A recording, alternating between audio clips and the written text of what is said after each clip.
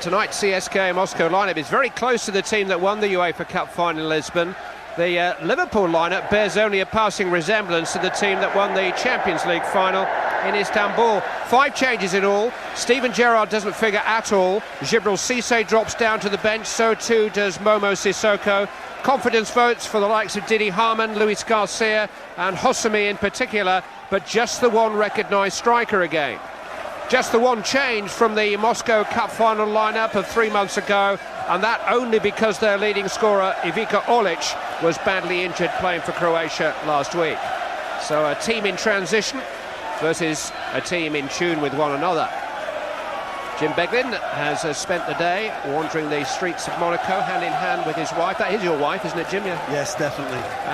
Views on the game, or are you still a little bit doughy-eyed and lovelorn? Oh, no, I'm ready for it. I'm looking forward to it too. I mean, I like CSKA, saw them a couple of times last season. Good side, skillful players. I like Carvalho, Zhirkov, quick on the break. I suppose for Liverpool, Clive, so far so good this season. There is room for improvement, and of course it's in that Michael Owen department. It's a wonderful setting for a big game, a pitch which is not always the best in Europe, but two teams who proved themselves capable of living with the best in Europe last year under the guise of the Dutch referee René Timmick tonight.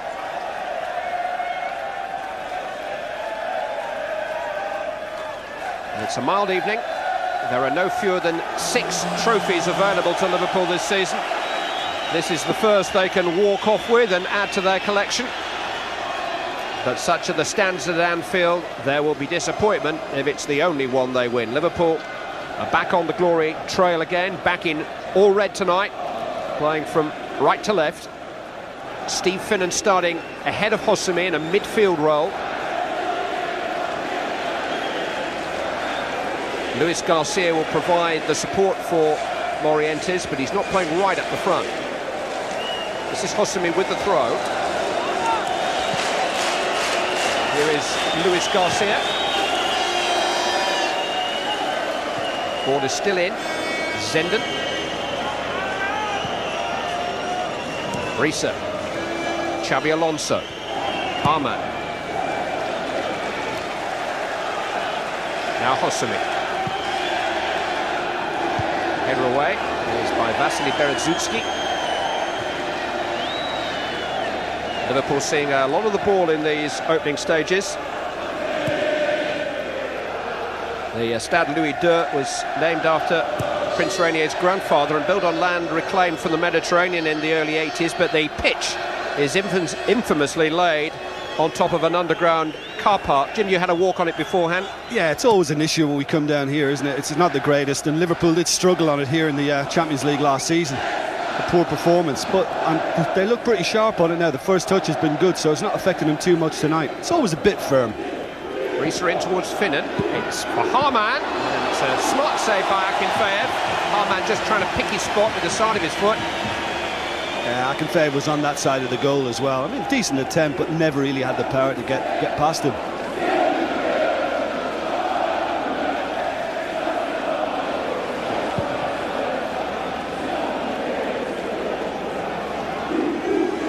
Tuesday's defeat to Sofia at Anfield was the first of the Liverpool season that is already 6 weeks and 8 games old. But CSKA Moscow's season is 6 months old. The Russian League programme didn't start until late May, but they've been in regular action of one kind or another since February.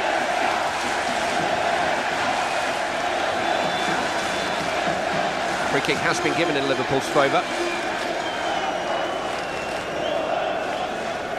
Xabi Alonso. Jamie Carragher captaining Liverpool tonight in preference to Sami Hyypiä, who plays alongside him. Well won by Zhirkov.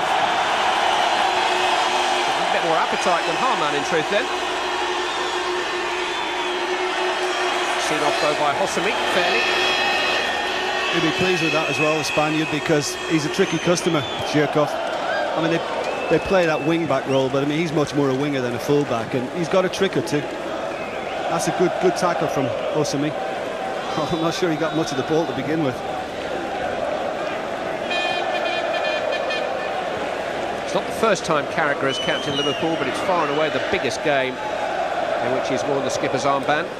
Steven Gerrard is not even amongst the substitutes this evening because of the calf injury, which makes him something of a doubt for England's World Cup qualifiers upcoming, although Gerrard himself seems confident enough of figuring.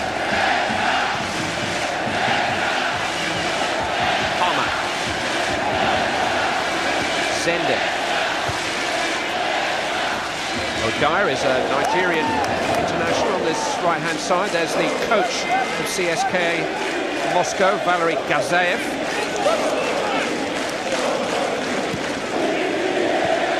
Liverpool have settled well here. Morientes unable to retain possession that time. Clever turn by Daniel Carvalho, but a fine challenge by Hosumi again. Anxious clearance by Vasily Berezutsky. Just run away from Jon-Arne Riise. I'm often asked when I'm commentating on a team from the Eastern Bloc how I managed to wrap my tongue around the names of the Moscow players as they are tonight. Things are made a lot easier by the fact that the two central defenders, Vasily and Alexei Berezutsky, are twins. Twin centre-halves born within minutes of each other, and they are identical. And just to help us, at least they're wearing different coloured boots. A bit of space here for Aldernick. Liverpool well staffed on the edge of their own penalty area. Tidy play from the assured Xabi Alonso. Jon-Arne Riise, who joined Liverpool from Monaco, had 3 years in this principality. Won a French title with Jean Tigana as his coach. Clearances by Vasily Berezutsky. Rajmic back there helping out.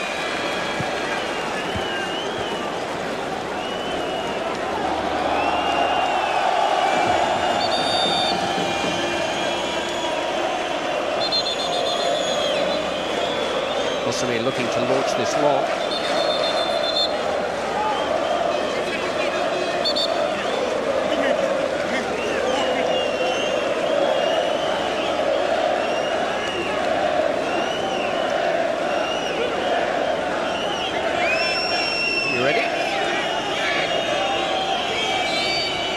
The longest throw-in in European football history. Here it comes. Handed away by Alexei Berezutsky. Possibly will get another chance to feed Morientes and co.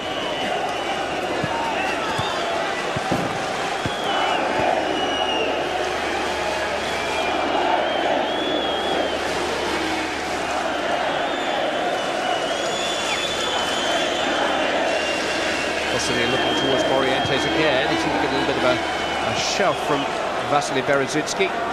Wagner Love, the Brazilian, trying to turn and conjure something up for himself, and he's fended up as a free kick, one for a foul by Didi Harman. I think that's it. It's the arm up. There's a little tug from Riise. Something of nothing, wasn't it? Yeah. Here's Harman. Now Luis Garcia. Retain possession cleverly. Finner looks up and sees Zenden getting forward.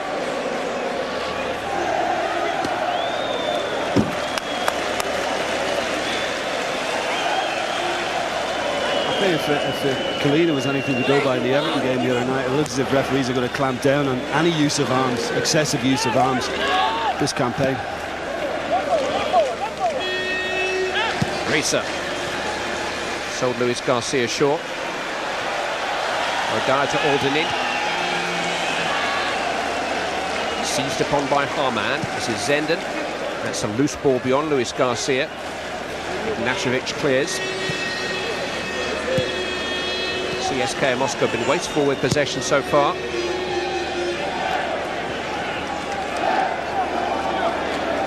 Clearance by Alexei Berezutsky. Zhirkov. Daniel Carvalho had made ground beyond Carragher, who just managed to recover. Reina confident enough to collect it with his hands. I think he's the fella they've got to get to as well, Carvalho, because he had a cracking finish to the UEFA Cup campaign. A couple of goals against Parma in the semi and 3 assists in the final. And he's very, very dangerous. So as soon as they look to break CSKA, Liverpool have got to watch out where he is. Two Brazilians playing in advanced roles for CSKA Moscow. Number 7 is Daniel Carvalho, the man of the match in the UEFA Cup final. Number 11, the 21-year-old Wagner Love, who is guilty of missing the sitter of the season in the UEFA Cup final, although he did weigh in with a critical third goal. Moscow beat Sporting Lisbon 3-1 in their own stadium. Here is Wagner Love, outnumbered and eventually outgunned, but it's come for Daniel Carvalho. He has support from Zhirkov. Another important challenge by Hosumi.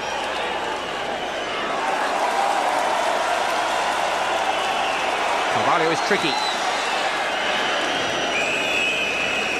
He's only 22. It is a young team. He did well, Wagner Love, initially there, because he showed good strength to hold off Huppy. I thought the big thing would be too powerful for him.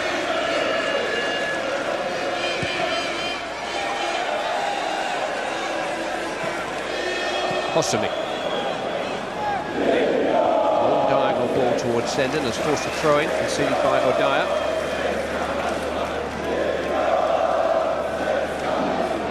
Xabi Alonso. Harman. Clipped in towards Luis Garcia, no flag. Not sufficient control. Difficult to tame the ball as it dropped over his shoulder. It was a very straight pass, but it was a very accurate one. I just wonder whether he didn't make his mind up. Do I flick it inside to Morientes, or do I try to control it? And maybe he got caught. He's trying to control it, isn't he, in the end, finish it. But you've got to be so sharp with those, with the keeper coming out. Great ball from Harman. Harman hasn't figured in either of the two Liverpool Premiership matches so far, but given the nod ahead of Sissoko this evening. Well seen by Rahimic. Clever little trick from Daniel Carvalho. Wins a free kick from Xabi Alonso.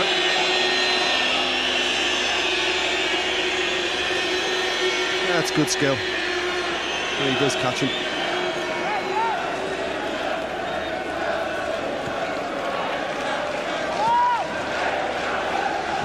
Odaya.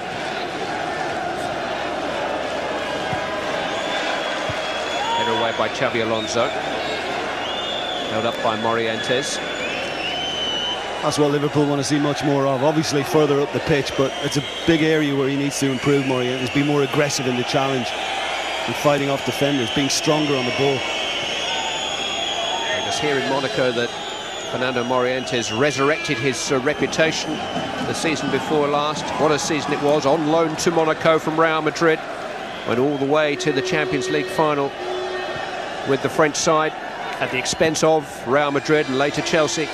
Scored 22 goals here that season, Morientes. And his value suddenly soared again.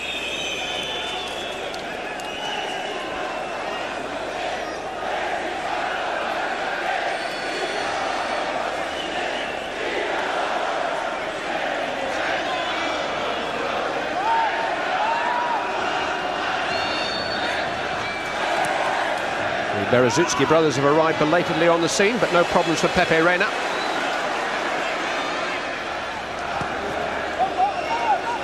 Zenden trying to break on a CSKA defence stripped of its kingpins, and here's Luis Garcia. He's caught it on the rise slightly, didn't quite have the control, he needed it over the shot. That's a cracking spot from Zenden, and Luis Garcia's reaction tells you he's cut inside, done everything right. Now he should be hitting the target. I mean, his keeper's got to work. But again, I think you see the pitch coming into play. The little bobble just beforehand, Clive, and that led to him getting slightly underneath it. First two chances of the evening falling to a Liverpool player who came under a certain amount of pressure from the home fans in a couple of fixtures last week. Came on as a substitute against both Sunderland and Sofia and was guilty of that kind of carelessness with the ball in possession. One or too many flicks and tricks when Liverpool were looking for him just to retain possession. And the Anfield faithful who know their football let him know about it, and he's given it away again. Yeah, I was at the Sunderland game last Saturday and he came on then. Lost it a couple of times and there were a lot of moans around the ground. I think he knows more than anybody else. He has to get better in that department. It's not as if it's the first two games that he's been guilty With that kind of wastefulness he had, particularly wanton afternoon in Cardiff, the Carling Cup final last season. Hosami, who's had his detractors in his first year at Liverpool too, he's had his injuries also. Finnan, turned away by CSKA Moscow. Finnan did start last season in midfield, very mindful of the fact that Rafa Benitez's very first signing was a right back, Hosami. Thanks, boss. He is adaptable though, Steve Finnan, and he had an excellent season in the end. You see both Carragher and Hurpia are forward. Guided in by Xabi Alonso. Headed away by Ignashevich.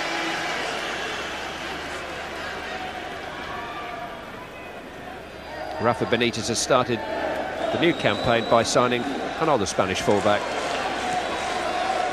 A youngster by the name of Antonio Barragan, for whom they have high hopes. Another one for Finnan and company to think about. No flag here.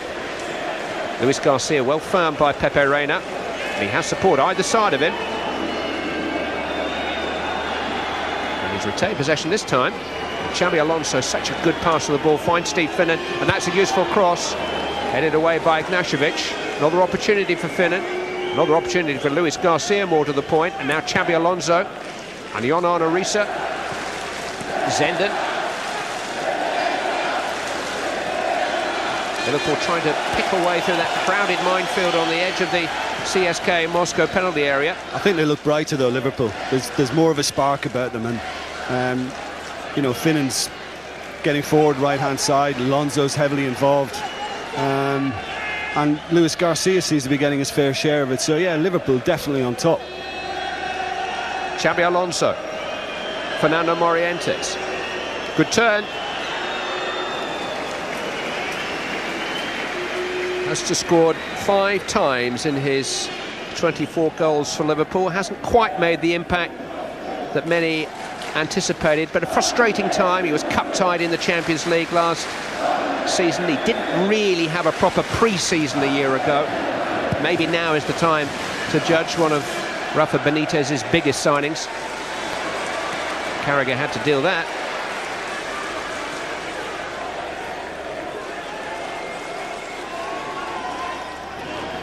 O'Dyer forcing the issue and being forced into touch. A little bit of a help from Yonan Arisa. Yeah, I think it's true what you said about Morientes as well. You know, in and out of the side last season because of that ineligibility. You would hope that things will begin to pick up for him now. I don't think he's been helped by the fact that he can't develop an understanding with a regular partner either. I think, you know, in his defence, I think you've got to say that. But yeah, I think he's got to start showing a little bit more. Well, we've managed to get 17 minutes into the commentary without mentioning his name, but if Michael Owen is imminent, what are the repercussions for the likes of Morientes and Peter Crouch, who is recovering from injury, and indeed for the likes of Luis Garcia? He might have to give that number 10 shirt up to begin with. Are you allowed to change your number halfway through the season? Can't see that happening. Well, whilst scorelines of that nature remain on the Liverpool fixture list, the pressure will continue to grow. And the prodigal son to return home. Fatted calves are getting nervous on Merseyside.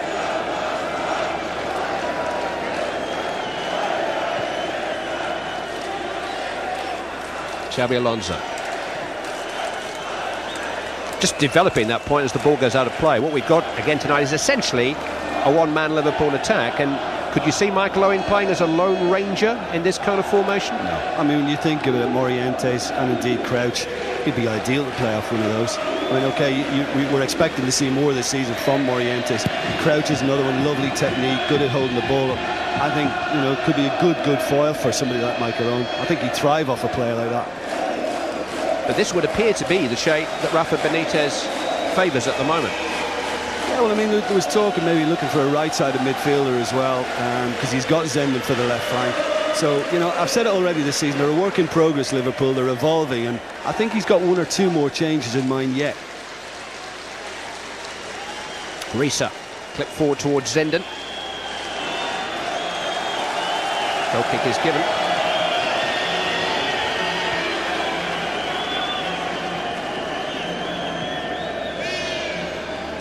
Well, the transfer deadline is on Wednesday night, August the 31st. Roman Abramovich, his oil corporation Sifnet are sponsors of CSKA to the tune of £14 million a year.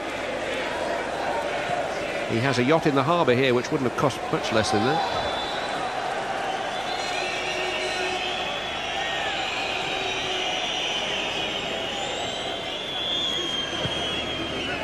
I suppose he would see it as a moral victory if CSKA Moscow were to put one over on Liverpool, with European hostilities about to be renewed with Chelsea. That's a clever flick from Morientes. Big first time by Luis Garcia. A slick up. Well, I don't think you can blame the pitch that time. I mean, you know, he knows he should be doing better again. It's opened up. He's got a clear sight of goal and he should be hitting the target from there. I think CSKA's problems, they're dropping a little too deep too early for me. And I think the guys up front are not the first line of defence. I don't think they're working hard enough, and the midfield is getting dragged out a little bit, and consequently Liverpool are getting on top there. Unhinged though by a lovely flick from Nando Morientes that time. Xabi Alonso and Didi Hamann, who are largely controlling the tempo and shape of this game at the moment. Here's Morientes trying to knock it between the legs of Krasic.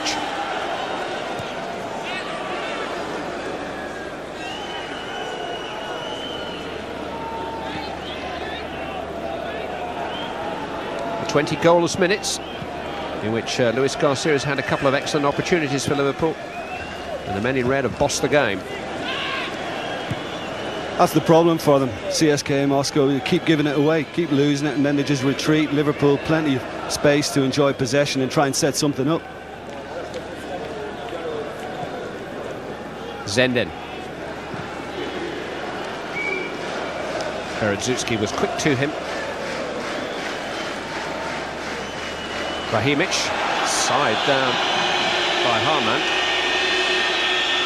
Just as a point of order tonight, if Liverpool do pick up any yellow cards in this match, they will count towards the Champions League tally in the group stages. It's a set of circumstances which I think is wholly unjust. Liverpool have already played 6 qualifying games in this competition. They have picked up 3 yellow cards in the process, and those yellow cards will be carried forward along with any from tonight. And of course, Chelsea, for instance, who are in that group with them, haven't played a game in the competition, can't possibly have a yellow card to their name until that group stage starts. I cannot understand why yellow cards at this, particularly in this competition, which isn't even the Champions League, should count towards the Champions League qualifiers. Just for the record, sorry, Steve Warnock, Luis Garcia and Bolo Zenden have each got 1 yellow card to their name in the Champions League so far. You need 3 to pick up a suspension. I mean, I thought Hamann might have seen one then from Temig, but the referee, I think, wants to have that sensible attitude tonight. You know, it's a prestige game. Go lightly on it, try and get the game to flow. Strange thing is, if you score a goal in the qualifying stages of the Champions League, it doesn't count towards your tally. If you get a yellow card, it does. And whilst the speculation continues about Djibril Cissé's future, if Liverpool were to sell him, his value has already been brought down by the fact that he's played in the qualifying rounds of the Champions League, and therefore he wouldn't be eligible to play for anybody else in Europe all season long. A season which began in July for him.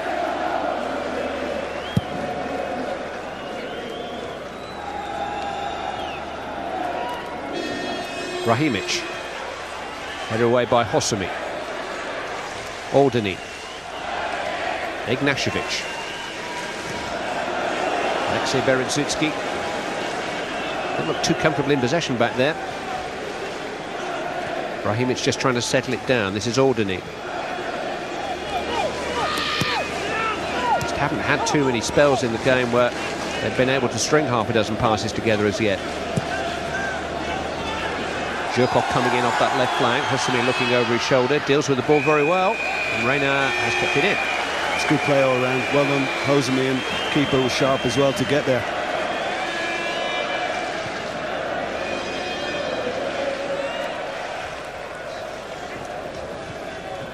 Hamann. Finnan. Xabi Alonso. Hosami.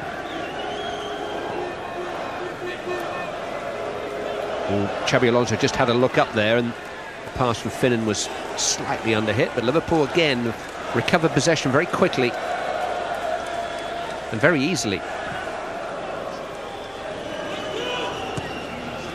Harman.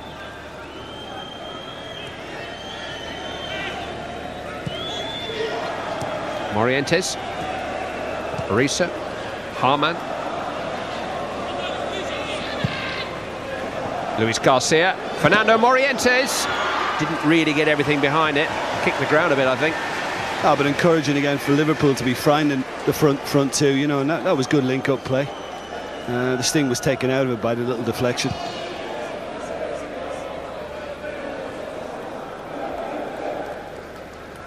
But 24 minutes into a Liverpool-controlled game, and again, they haven't scored. There have been just 2 goals in the last 3 Liverpool matches. They've scored one of them. That was a free kick. Sofia have scored the other.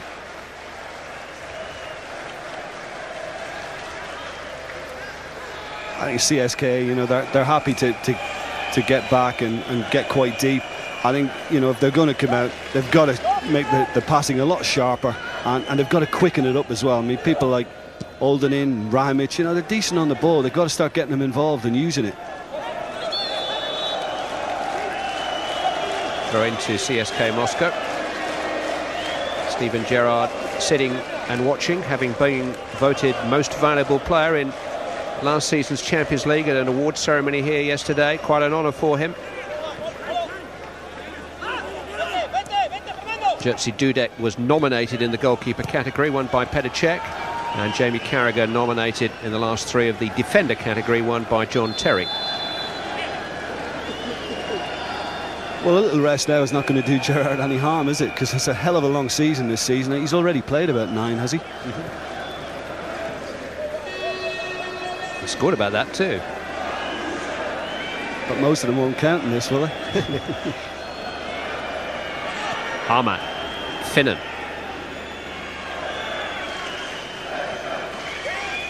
Xabi Alonso rarely wastes a pass.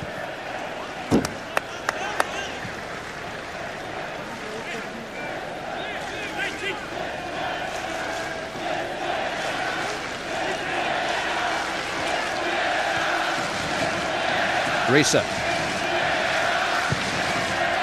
Finnan arriving late on the scene, hooked away by Zhirkov.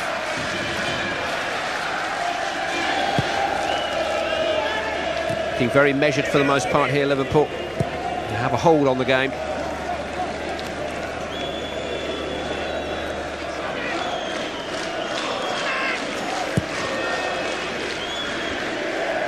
Morientes on. Turned away by Vasily Berezutsky. Rahimic down to Zhirkov. Wagner Love. Now Krasic escaping the attentions of Hopia momentarily. Oh, it's a useful shot too. Pepe Reina watched it skid across his goal. Milos Krasic is a Serbian. He's done brilliantly, hasn't he? I mean, to get past Huppi the first time as well, too easily for my liking, but then when he came inside, I thought he did extremely well. You can see what he's attempting, that little curler. And Pepe Reina, I think, was struggling. Had that been just inside the post, might have beaten him. We have high hopes of the number 17 in Moscow. He's just 20 years of age. Another bright spark who's been on the fringe of their first team in the last year or so. Saw his confidence there, and also his competency on the ball. Here's Wagner Love. Brighter spell. Daniel Carvalho is onside here. Carvalho shot, and it's CSKA Moscow who take the lead against the run of play in the Super Cup final. And Carvalho, man of the match in their UEFA Cup final win, has struck. First time Liverpool have been opened up, and the 6,500 Muscovites who travel to Monaco are having a party. Well, again, I thought Hupia should have read it, because that from Wagner Love, you know, he sees it coming, he sticks a lazy leg out at it, gets past him. And I think once Carvalho got in the position, I thought he took it ever so well. You know, kept it low. Reina can't quite get down for it. It's not deserved, but it's poorly defended. And you just wonder, all the talk about Michael Owen, you just wonder whether there might be a centre-back arriving before the deadline too. I think it's needed.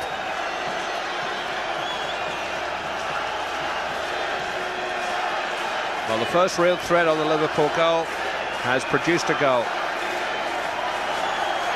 The capacity here is only about 18,000 tonight, and I would think that for once in the history of Liverpool Football Club, their supporters are outnumbered. Vasily Gassev's team have wonderful support here. Everywhere you seem to wander in Monte Carlo in the last 24 hours, you hear Russian voices.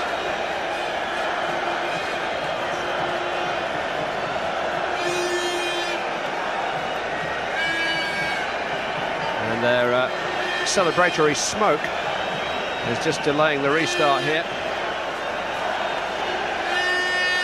It's all behind Akinfeyev's goal. That's where the supporters are gathered. I don't think it's toxic. You need to worry too much. And listen to them. The President Vladimir Putin actually received the CSKA squad at his villa outside Moscow when they won the UEFA Cup. There were great celebrations. A feeling that Russian football was on the way back. They are struggling to qualify for the next World Cup finals. They do not have a representative in this season's Champions League. CSKA Moscow will defend their UEFA Cup.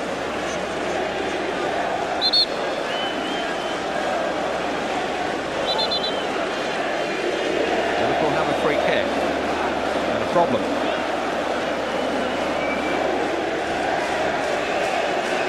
Traore there is on his way back from injury. Isn't actually named amongst the Liverpool substitutes tonight. Seems to be warming up. Xabi Alonso with a free kick in towards Carragher, turned away by Rahimic. Good pass that by Harman to Herpia.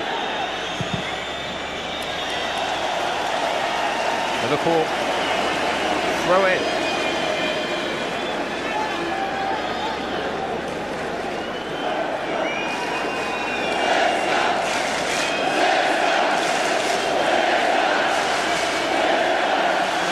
Risa with a long throw.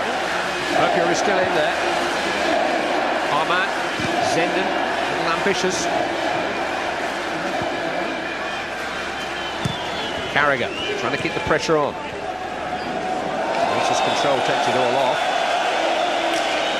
They haven't had gilt-edged chances, Liverpool, but they have had decent openings, and they should be hitting the target with them. Morientes and I suppose Luis Garcia more.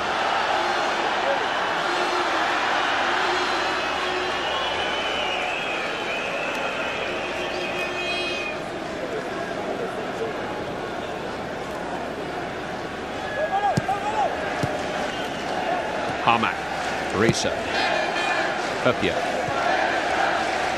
Xabi Alonso, Hosimi, Finnan, Harman, Steve Finnan, Morientes, Ignacevic clear, Carragher. Seized upon by Alden in this time. Zhirkov. Here goes Vagrilov again. Herpia just trying to shepherd it back to his goalkeeper. Dealt with that capably enough in the end, but again just stretched for pace a little bit, Sami Herpia. No, he dealt with that well. I mean, it could have been one of those awkward situations. You're not sure about the shout from the goalkeeper. Took command. Goalkeeper can get too close to the defender in those situations. Yeah. Zenden's headed to no avail. But I mean, you can see the lift in confidence that CSKA have had from the goal, because they were very tentative before that. And Big Sammy did well. You know, knew where his man was coming from and shielded it away. Free kick has been given.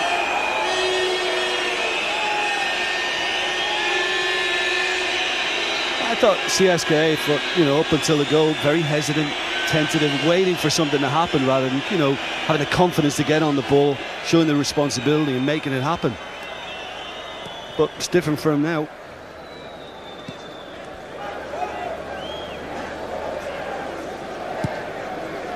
Zenden has got in behind O'Dyer. Well found by Risa. This is Bolo Zenden. Cleared at the near post by Ignashevich. That was very well worked too, because Zenden just pretended as if he was going to come to Risa and then just made the run, and Risa knew exactly what his intentions were over the top, and it could have been better. Corner kick brings Hupia and Carragher forward. It's played short to an unmarked Luis Garcia. Brought away though by Zhirkov. And a chance for them to break with Rahimic. He's got Vaganlov peeling off to his right. Stopped by Husami, who's played as well for Liverpool as I've seen him so far tonight. Timed his challenge as well, that's for sure. Needed to get that one right. This is Risa.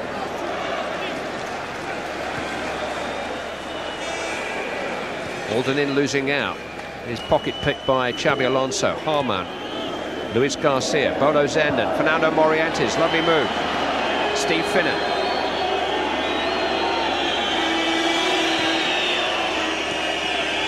Xabi Alonso. And Liverpool are really ticking over. Barely seems to be through 3 or 4 passes go by without this man getting involved again. Xabi Alonso. Really pulling the strings. Risa. Charged down by O'Dyer. That's all Xabi Alonso wants. Movement, because if it's there and he's got options, he'll pick him out all day long. He's got the ball again. It's in towards Morientes, and here's Luis Garcia. Ignashevich just caught up with him. McIntyre came to claim it. Steve Finnan, goalkeeper, kept coming. Rode his luck a little bit. It's positive keeping. Finnan. Free kick has gone against Steve Finnan for diving. Yeah, I think he was looking for it a little easier, but I thought the goalkeeper did very well. I mean, this is good work from Morientes. Fantastic by Ignashevich. And the keeper had to come. Once he dropped it there, he had to keep coming to take a chance, because if he stands off, the lob is on for Finnan. Igor Akinfeev is the Russian #1 international goalkeeper. He's just 5 months past his 19th birthday. He had to keep coming there, you know. If he gives him the room, Finnan gets an easy lob.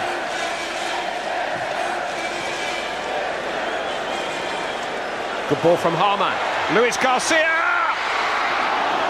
And how many chances does he need? I wonder what the half-time discussion's going to be about as well. I mean, it's kind of same old this season. They just don't have the clinical edge up front.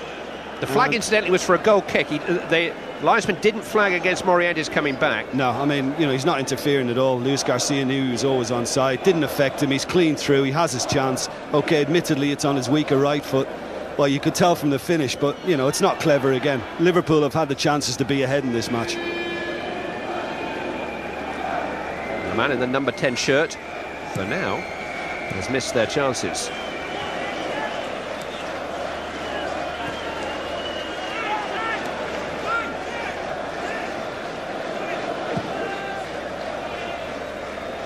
Xabi Alonso. Hosami.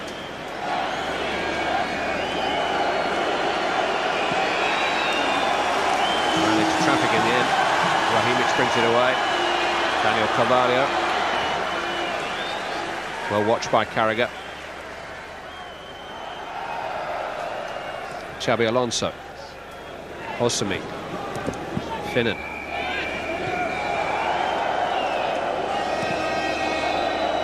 That's another wonderful pass from Xabi Alonso. Risa. Now Harman. Rolled into Morientes. He turned well, just delayed the shot. Back to Harman.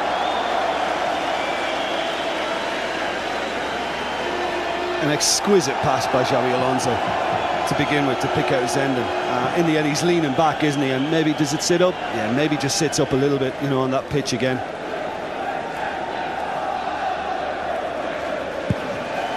But when it's been played into Morientes tonight, he's been better, and I've seen him towards the end of last season and earlier this. You know, he's getting hold of it, trying to turn, and he's keeping possession better.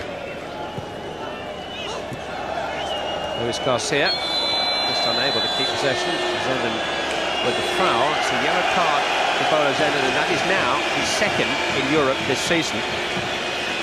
And he will head into the Champions League group stage in 2.5 weeks' time, 1 yellow card away from a suspension. I can't argue with that. That's nasty, Clive. You know, he's very late, very heavy, and he got no sympathy from his fellow countrymen there. Certainly wouldn't argue with the decision at all. What I'm arguing with is the principle of whether he should be starting the Champions League proper with 2 yellow cards to his name when the opponents that he will face have not played any games. He's being exposed to the danger of picking up cards.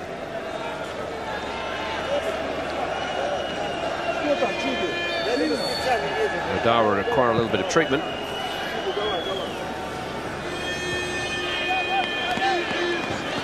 Liverpool trailing to a 28th minute goal by the young Brazilian Daniel Carvalho in a half that certainly territorially Liverpool have dominated. Certainly in terms of the number of chances created, Liverpool have had an edge, more than an edge.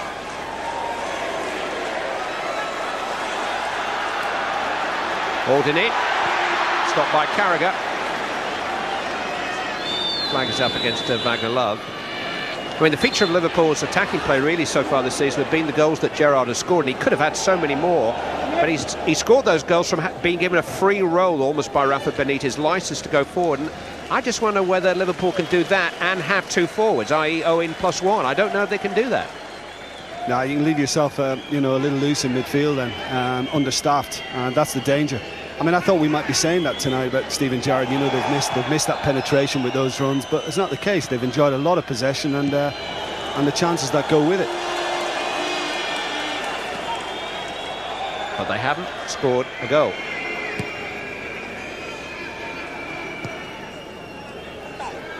Zenden. Harman.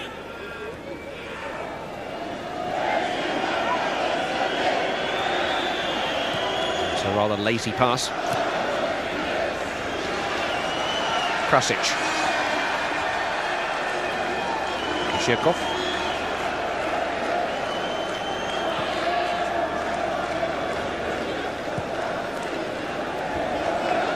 It's a little bit long for O'Donnell.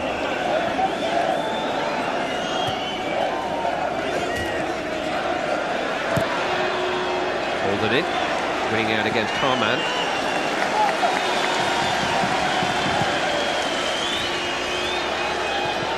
Wagner Love.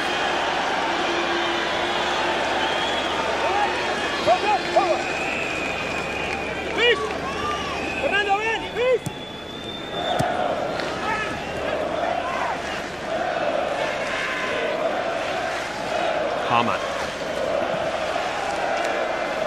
Osami.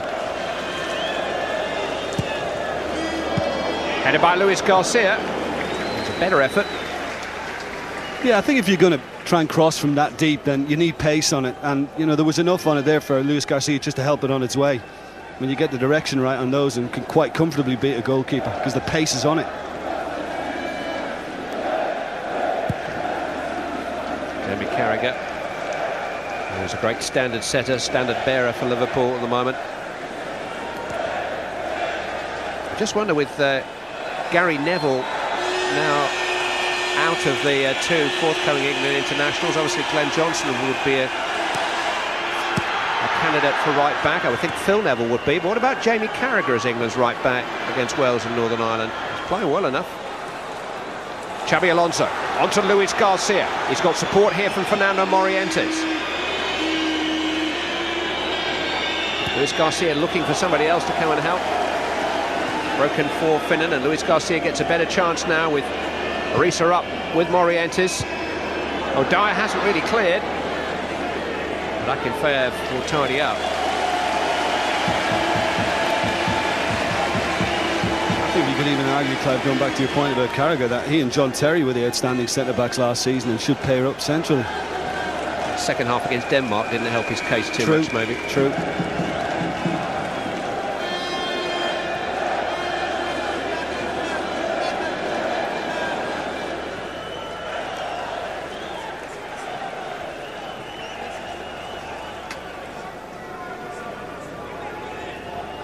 A dozen or more of these Liverpool players will be off on international duty next week. Goes without saying they do not have a Premiership fixture this weekend.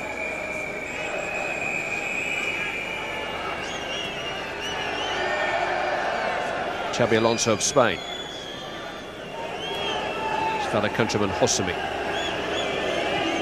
Steve Finnan of Ireland. He does a good steady job playing right midfield, Steve Finnan. Always give good protection to his fullback, but he's not really going to beat a player and swing one in like Zenden on the other side. Harman. Xabi Alonso. Luis Garcia.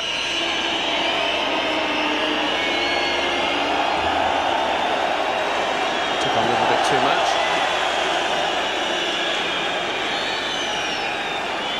I don't think that Liverpool manager or supporters are too concerned about Luis Garcia losing the ball in those situations when he's trying to force the place on the edge of the opponent's penalty area. It's in deeper positions where just a bit of carelessness about his play sometimes. He is capable of beating 2 and 3 men. And hitting the odd volley from 30 yards. Well, those goals that he scored in the knockout phase of the Champions League last season, 5 of them in the 6 knockout games, Chelsea would say 4, were absolutely invaluable. Zenden missing out.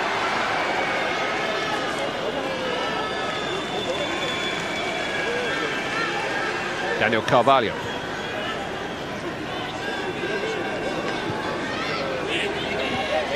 There's Jon Arne-Riise and Xabi Alonso.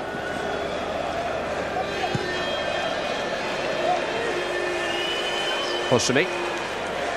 Only 2 additional minutes to play. Away by Vasily Berezutski.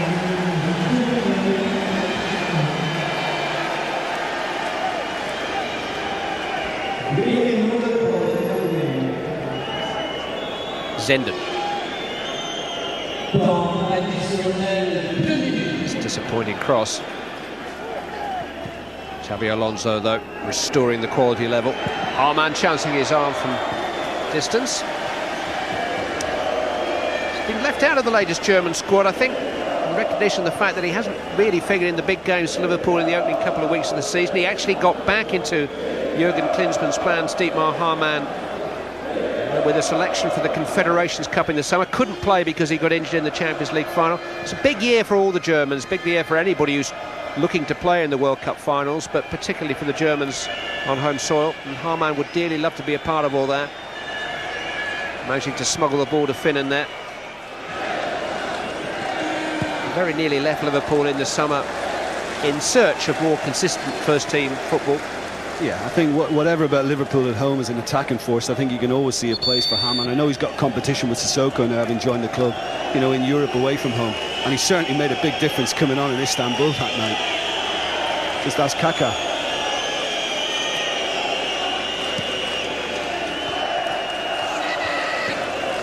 So Liverpool need to find some more cutting edge from somewhere here tonight. And maybe from somewhere else in the coming days. Yeah, well, I think Benitez will say to them at half-time, you know, you've done really, really well. You've kept the ball, you've worked hard with it.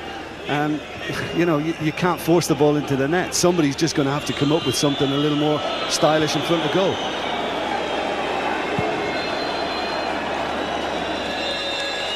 It's CSKA Moscow who lead at the break.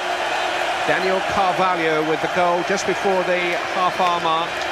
Luis Garcia particularly wasteful for Liverpool. They've had the chances to be in front, but they're behind. Liverpool 0, CSKA Moscow 1. Liverpool are playing better than Tuesday, but it's the same scoreline. A goal down to CSKA Moscow. This time the thoughts of Andy and Ali in just a couple of minutes. 2 happy days. Stade Louis II. Nice for them. Thus far they lead, of course, by a goal to 0. Now Gabriel Clark, our intrepid reporter, is on stalking form again this evening, trying to chase down anybody he can from Liverpool Football Club and asking them about you-know-who. Here he is with the injured goalkeeper, Jerzy Dudek. Jerzy, how are Liverpool behind in this game?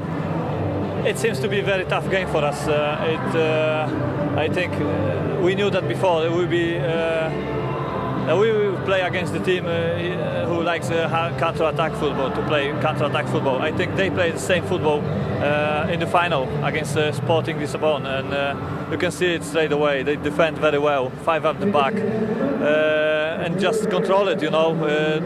If they just, you know, don't make mistakes, big mistakes, it will be very difficult for us to exploit this area at front of the defenders. Well, you need goals, and There's talk of Michael Owen returning, talks this week. Do you know anything about that? No, I don't know anything about this. We left Liverpool 2 days ago, and I didn't hear that. But goals, so let's hope I'm on the good way to be back, getting better every day, and hope to be back maybe about 1 to 2 weeks time. Thanks for joining us. Thank you very much. Nice to hear. Jersey Dudek on the way back. I'm just kind of wondering if Gabriel Clark actually gets his hands on Michael Owen, what will that conversation be like? Has he asked you to? Because I'm sort of feeling left out. You know, you're not anybody if you hasn't been asked by Gabriel about Michael Owen. What's he going to do after he signs? Yeah, exactly. Gabriel? Yeah. Well, move on, hopefully. That'll be the end. They need to do something second half. They haven't got him, and they may never have him, but they haven't got him at the moment. They have got Djibril Cissé on the bench. Would you have him on? Yeah, I'd bring him on. For who? Probably Morientes. Would you? Yeah, I would. I think Morientes is lacking a little bit. He was lacking on Tuesday. I don't see any real improvement since Tuesday. And I'd bring Cissé on. I think over the start of the season, he has certainly looked probably Liverpool's sharper forward. Yeah, he's looked sharp, looked hungry. He's making up for a bit of lost time because he had a nasty injury. Yes. He looks like he means business. And of course now with all this Owen scenario, it would appear, Matt, if he does come, then Djibril Cissé could be the odd man out here. Yeah, so he's got a point possibly so he's got to something. prove. If he's got 45 minutes, he'll want to prove it and prove it as quick as he can. Indeed. Well, let's clarify what is happening. Fernando Morientes, it seems, emerging for the second half. Back to Jim and Clive. No Djibril Cissé as yet, no changes to the Liverpool 11 which played in the first half. They lost on this ground en route to winning the Champions League last season. Suffered a very disappointing defeat to a Javier Saviola goal for Monaco. It was the defeat that left them needing that 2-goal win over Olympiacos in the final group match. That was November the 23rd, last time as Liverpool fans were here. They were 8th in the Premiership table, they were engulfed in takeover talk and apparently heading out of the Champions League then. 1 or 2 yawns, or what were you doing last night, sir? Liverpoolians very much at home in Monaco. They're used to looking out on a sun-drenched waterfront through the palm trees to the luxurious pleasure craft bobbing in the blue water. It could almost be Birkenhead. They were the last English team to contest the Super Cup. In 2001, Liverpool beat Bayern Munich here. A certain Michael Owen putting them 3-0 up shortly after half-time, only for Bayern to pull a couple of goals back later on. They got to come from behind this evening. Daniel Carvalho's first half goal is the difference. Well, they're trying to change things round a bit because Endon's dropped the fullback and Reece is pushed on left side. Ambitious from Hosami. It was a rather muted performance from Bolo Zenden in the first half. They didn't get a great deal from him going forward. Well, I remember talking about that in the TNS games earlier in the season. You know, the fact that last season he was very impressive with the Riverside against Liverpool, but he was playing inside. I mean, Steve McLaren moved him, you know, inside just off the strikers at Borough, and he was very, very successful for them last season as a winger, and he's not as effective. Berezutski venturing forward. And CSKA Moscow won't do very much now to break up that 5-man defence, which has something to protect. It was in the second half of the UEFA Cup final that they came from behind to beat Sporting Lisbon. And we all know what Liverpool had to do in the second half of the Champions League final. Here's Rahimic. Daniel Carvalho, manhandled by Hopia. Luis Garcia, Finnan, Xabi Alonso.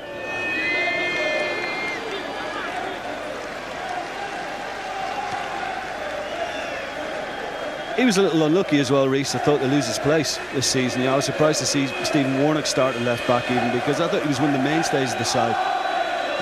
And you know, picking your best side as much as you can is always a wise way for a manager. And I think he'll be disappointed that he was let out a couple of times.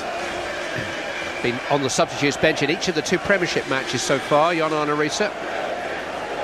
Morientes has had a little run in the side. He started the last 6 games now, but he's only scored in 1 of them.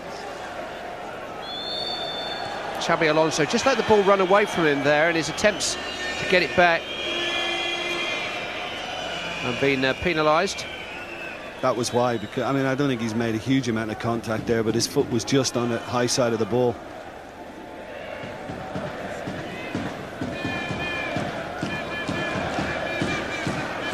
Liverpool were looking for a bright start to this second half and haven't really got going yet since the interval.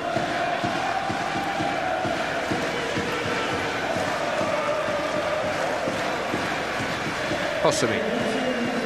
On the same wavelength as Finnan, though. Krasic. Zhirkov. Run for Morientes. Now Xabi Alonso.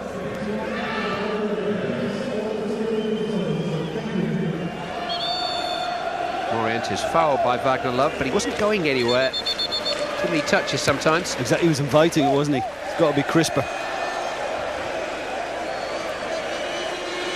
Risa. It's comfortable though for Ignashevich.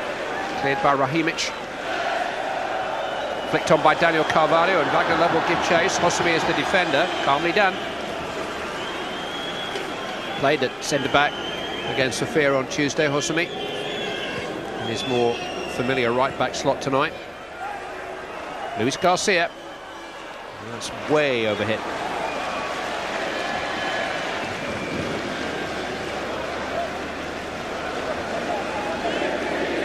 Krasic. Good on the ball, the young Serbian. Hosumi pulled out of the challenge. He was penalised. In fact, more than penalised. Yellow card for Hosumi. I don't know where something was said, because Hosumi tried to. Was it Luis Garcia's flash for that, maybe for a bit of dissent? I think he's tried to pull out of it. Krasic is looking for it. And I think Luis Garcia might have said something. I think he's caught the yellow. If that's the case, it would be Luis Garcia's second in Europe this season, and he's going to go into the Champions League group stage. One game short of a suspension. It's confirmed.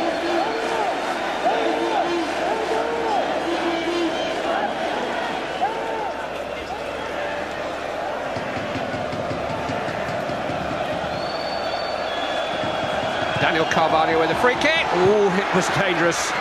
Just for a moment, Pepe Reina was caught in two minds. It's fairly central, isn't it? I mean, it's Adam. I think, you know, if it's low enough, he deals with it.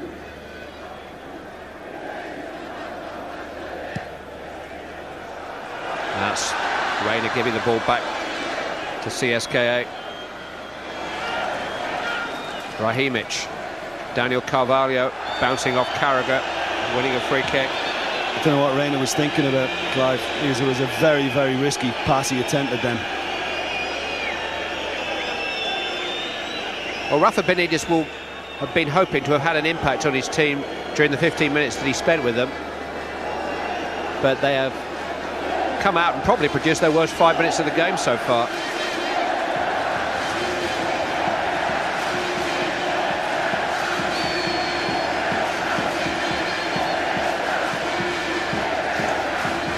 Daniel Carvalho's left foot was the provider of the assists for all three of the goals that CSKA scored in the UEFA Cup final. Ignashevich is going to smash this one. It's gone closer to the corner flag than the goal.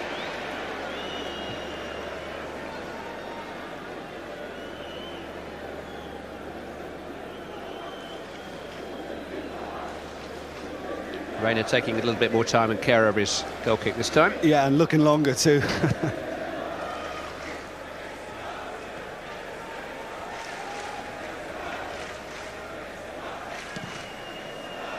O'Dyer more up than out.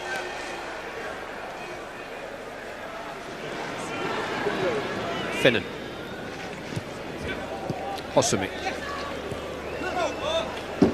First touch wasn't great, but he has won the throw-in. I mean, the boys mentioned it in studio. We were talking about it at half-time. You're thinking about Cisse, but it looks as if he's going to be overlooked again in favour of Cinema Pongo. I don't think he'll be best pleased. Cinema Pongo is stripped off and ready to come on.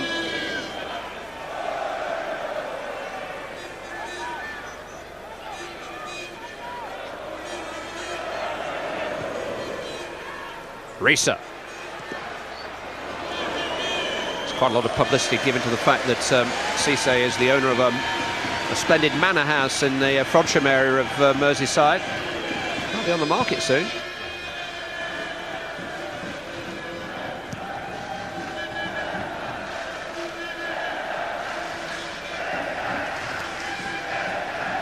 But in the midst of another under-par Liverpool performance, Xabi Alonso has been Almost past perfect. Luis Garcia. This is Hosami. That was better. But the finish, familiar. Well, it's been consistent from Liverpool. They've gone high with an awful lot, but Luis Garcia does brilliantly here. It's very, very clever skill to work his compatriot back in, and you know, again, it's wasteful because it opens up. There's nothing in front. You've got to keep it down, be looking to get over it, and disappointing. And maybe that's a move that will get Liverpool started in this second half, because they barely have yet. I think that's part of the reason for the imminent substitution.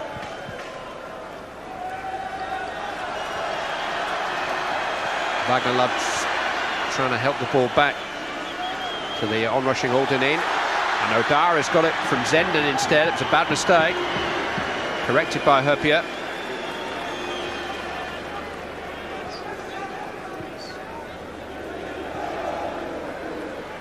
I mean, I'm happy to see Risa playing left side of midfield, because I thought he did very, very well last season, as I said, for Liverpool there. Zenden as a fullback, I'm not sure. I know he slipped a bit there, but I'm not sure that's wise either.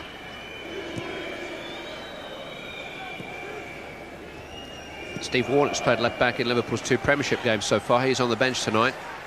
Here is Risa. Luis Garcia. Steve Finnan. Right, just coaxed hopefully in towards Fernando Morientes, who's outnumbered 3-1 there. It has to be an absolutely perfect cross to find him. And Finnan just hangs one up, which is easy for goalkeeper Akinfeev. I mean, to be fair to Steve Finnan, I think he's doing his best. He's trying hard and he's trying to get something in, but, you know, he's not a right winger. Djibril Cissé did play on the right wing against Sunderland last weekend. He's going to be overlooked for Florence Cinema Pongol.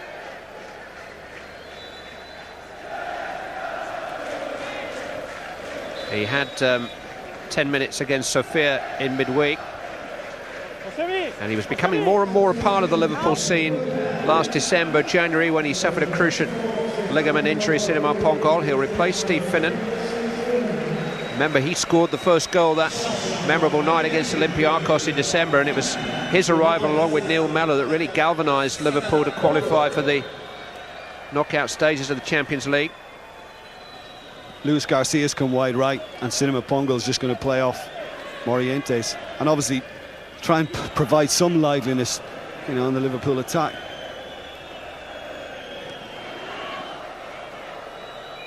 Xabi Alonso. Luis Garcia.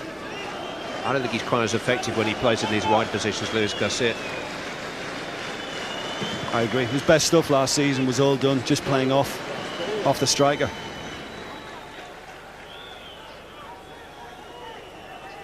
But Cinema Pongol's arrival just underlines what Rafa Benitez has been saying. He has got a lot of forwards on his staff.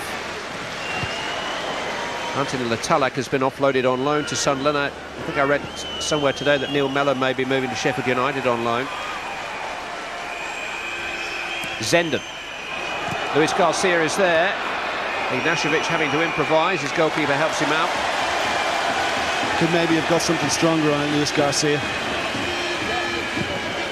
It's there to head, isn't it? Whether he flicks it on or whether he tries to go for that far corner, he should have got something stronger on it. Mrs. Forrest, would Mr. and Mrs. Forrest please contact the member of the police or the security services? Mr. and Mrs. Forrest, please contact the member of the police or the security services. Thank you.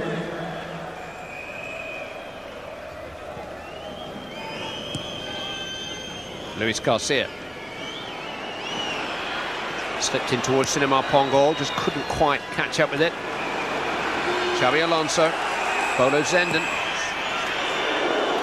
It was a meaty strike, but it was always drifting wide. Yeah, I think Akinfeev saw it nice and early, and I think he was always confident it was rising high and over. Didn't miss by quite as much as I thought it had, but I think the goalkeeper's judgment was good.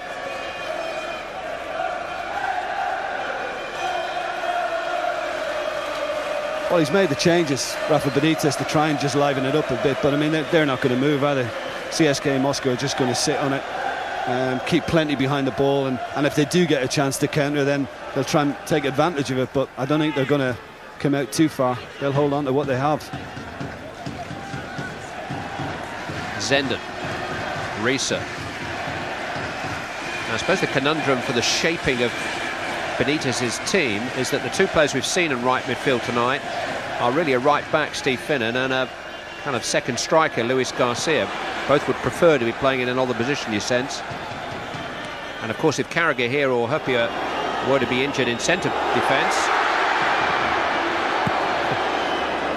then the cover is a young American by the name of Zach Whitbread, or maybe somebody like Hosami or Traore who could fill in there.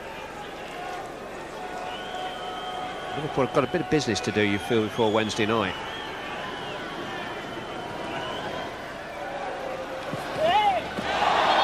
Hosami went to ground pretty easily, but he was just caught by Milos Krasic. Sort of. His third cup final with Liverpool. His Valencia team played in the Super Cup a year ago under Claudio Ranieri, courtesy of Benitez's parting victory in the UEFA Cup. His knockout record is a heavyweight one. Huppier and Carragher are forward. Xabi Alonso with the free kick. Jamie Carragher made contact. Goal kick. Yeah, he didn't seem to have the right shape to get something better on it, but it's a great ball in again from Xabi Alonso. Fantastic ball in. For a moment you're thinking Carragher's there. I think he's got a nudge in the back as well, just at the vital moment. Wagner Love trying to get in behind Liverpool. He's got there ahead of Hosami, who gave it up a bit too easily. Wagner Love, well tackled by Risa. They'll take that all day long as well, because I mean, even if Wagner Love comes inside successfully, does well here to get goal side of Hosami. Even if he gets inside Risa, he's still got no support, you know, nobody was within 30 yards of him.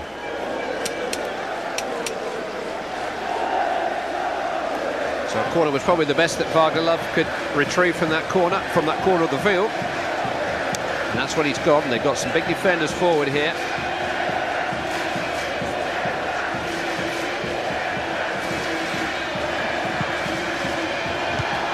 Headed away by Carragher. Daniel Carvalho. Forced away by Hosami. Now Harman. Morientes. Xabi Alonso. Luis Garcia.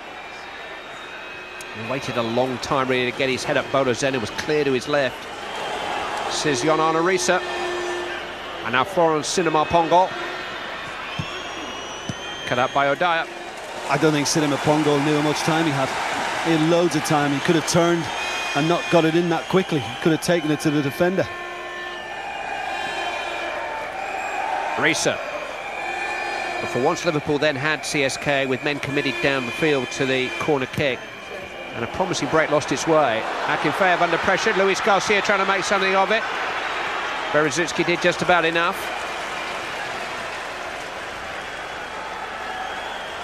Xabi Alonso. Is that his first misplaced pass of the night? Yeah, I'll go along with that. Everything else has been impeccable. Keeper wasn't too confident in that. I mean, is he trying to get hold of it? He should be getting a good fist on that. That should be going 30 yards downfield. Akinfeev lucky. He's brought 13 new faces to the club so far. Rafa Benitez, 10 of them from Spanish football. So I suppose we shouldn't be surprised if he does sign the Real Madrid centre-forward next week. Well, I just wonder whether he's the one that wants him or not, because everybody else on Merseyside can say, yeah, I'd love to see Michael Owen come back. If he doesn't fancy it, it won't happen. He's the man who sanctioned his sale when all's said and done. Yeah. Hosami. That's poor. Liverpool have looked a little weary and sorry for themselves since the break.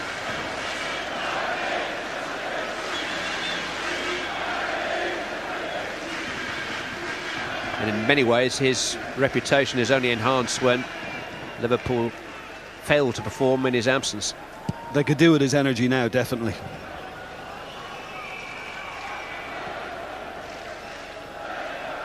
More football on ITV this weekend. Sunday morning, ITV1, 9:25, our roundup of the weekend's championship action. Leicester City versus Luton Town is our main match. Mike Newell's return to one of his former clubs. Hope he doesn't go to Filbert Street, they don't play there now.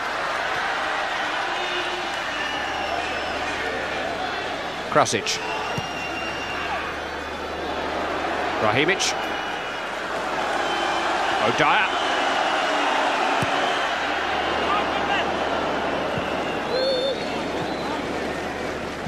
Well, even with the cross from O'Dyer, 2 players in the box and plenty still staying back.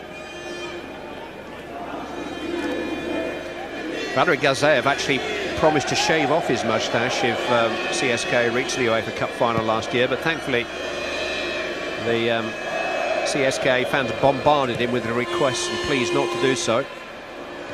Goodness knows what they would have found. But he is a very popular coach. The regional government in his hometown named a street after him following the win in Lisbon.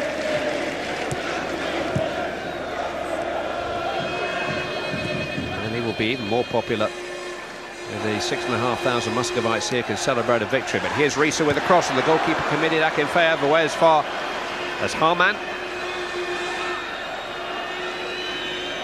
Herpia. Risa. Complete breakdown in communication with Zenden. Okay, the 2 crosses that have come in from Morientes have been just that touch high, and Akinfeev has been favourite, like again there. And that was a better punch from better clearance. But, you know, that was lacking from Liverpool first half as well. Morientes has got good prowess in the air. Very good in that department. I think Liverpool have got to try and get him in more in that fashion. He won't want them just tossing crosses in from 30 yards out, though, will he? That's got to be done the right way, Clive, and you've got to get into the right positions to do it. No point in kind of, you know, from halfway into the opposition half, throwing them in from there.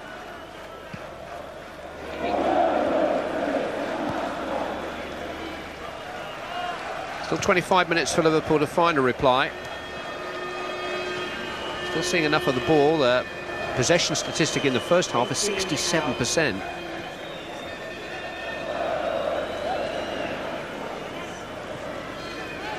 CSKA are dropping deeper and becoming more stubborn, and Liverpool just seem to be getting more and more careless.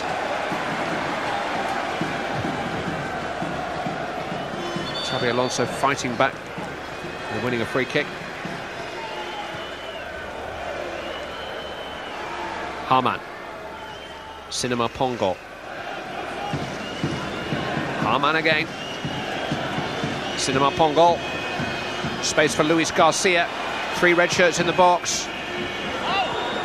It's just not a good cross.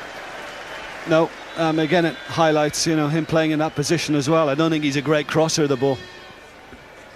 Yuri Zhirkov has had 1 or 2 injury problems recently, and he's going to be replaced, but he's quite a forward-thinking left-sided midfield player. The man who's going to replace him is now an out defender. That's when he went down. Zhirkov is a current Russian international, and that'll worry their camp with important World Cup qualifiers coming next week. Gives way to Davidas Šembaras, who's a Lithuanian international defender. Russia are currently 3rd in their group behind Portugal and Slovakia. They've already changed coach during the qualifiers. They've got a big game against Portugal in Moscow a week tomorrow, and Zhirkov would be very much a part of their plans if fit. They do still have to travel to Slovakia, who are in 2nd place. Poor pass from Morientes this time.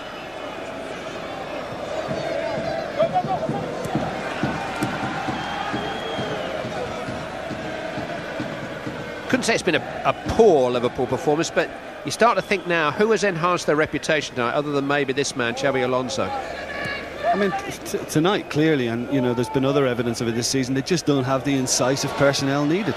Luis Garcia giving the ball away cheaply. And here comes Wagner Love. He's got Aldernin free to his right. And Aldernin's got Wagner Love offside in the box. Cross was dealt with by Herpia. That was the right decision for him, at least to try and cross it. He was too wide in the end to strike it goal.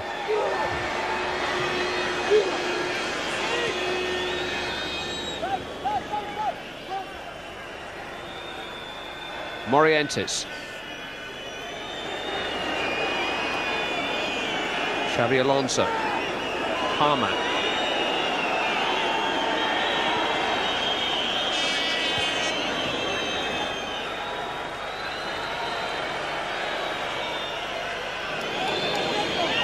Hosami. Xabi Alonso. Driven into Zenden, came off him. And look where Zenden is. I think he's playing into Moscow's hands by doing that. It's very narrow from Liverpool. At a time like this, you need a little bit of width in your game. Daniel Carvalho, he's got some width available to him, but he's going to go it alone. He is that kind of a player.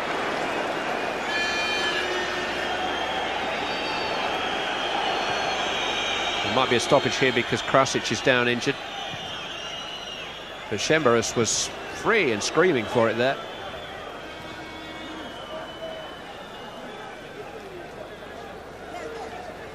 Referee actually played a good advantage. It was a horrible tackle by Xabi Alonso. Desperately trying to catch up. Osimhen really just let him go by. He's a skillful lad. He's done that to a few tonight. Just dropped the shoulder and gone the other way, Krasic. And play a bit.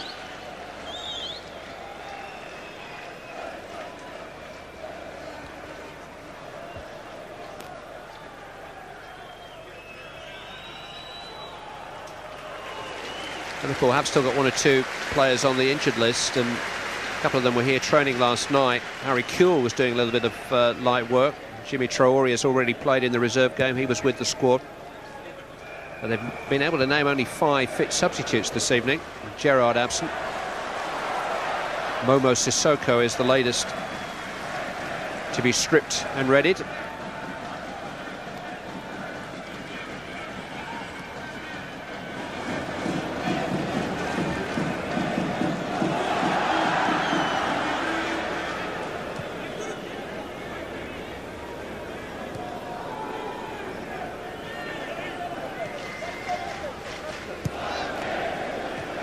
Luis Garcia, Xabi Alonso, Jon Arne Riise, Cinema Pongo, Arma, Xabi Alonso. It's a comfortable header away for Alexei Berezutski. This is Riise. Luis Garcia is there. Every chance falls to him. Well, again, you know, he's kept going and he's in there once more, but Odaya, just a little nudge again, just at the vital moment. Just pushed him and he caused him to go high. Well, Xabi Alonso is going to be replaced here. Momo Sissoko comes on in his place alongside Dietmar Hamann. Can't see any sign of an injury. Alonso's just sat down next to the Liverpool bench. Doctor's just having a word with him. There might just be a slight problem. Yeah, it might be one of those, you know, don't take any chances, a little strain, precaution.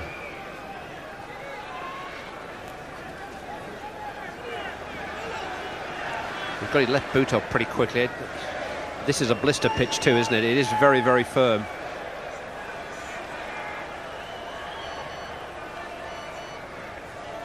Aldeneen, Rahimic.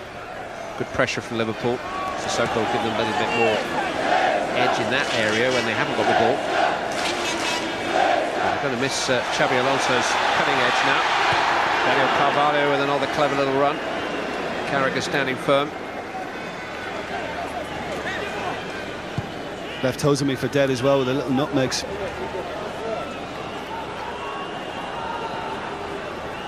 Cinema Pongo.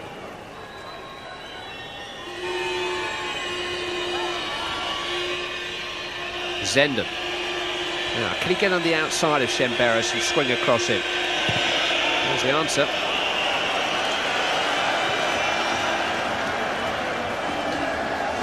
Daniel Carvalho down to Wagner Love, the two Brazilians combining.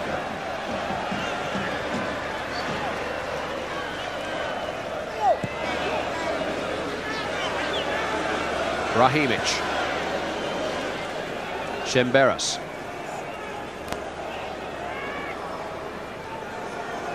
Berezutski.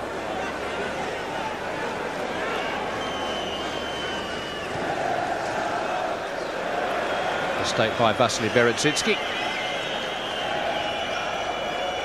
Time running out for Liverpool. It was at this stage of the first half that Daniel Carvalho scored the only goal of the night for CSKA Moscow.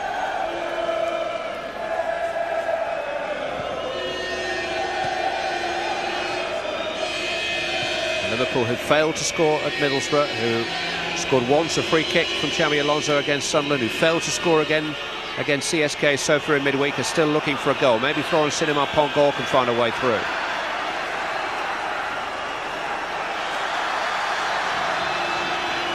Daniel Carvalho has gone down and won a free kick, and there's a yellow card here.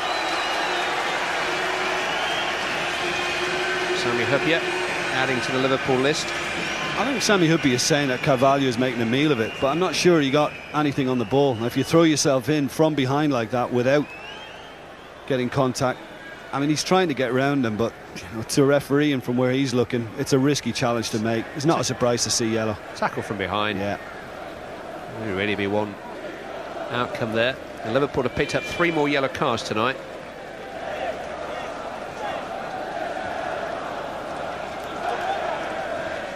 The man who scored the goal is the man who's being treated.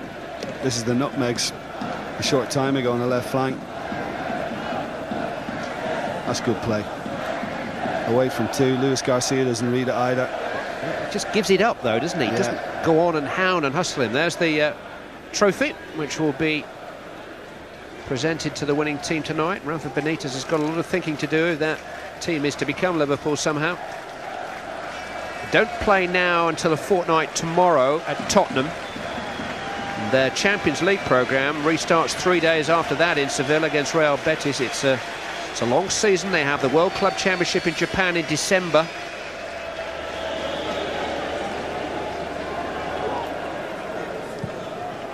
Berezutski. Smith's lost that one in the air, and Vagalov is able to claim it. Sissoko. Oh man, it wasn't the best of passes from Sissoko. Aldenin almost got to it. Took a big chance on that. It's been closed down, Harman. Zenden. Luis Garcia. Wasteful.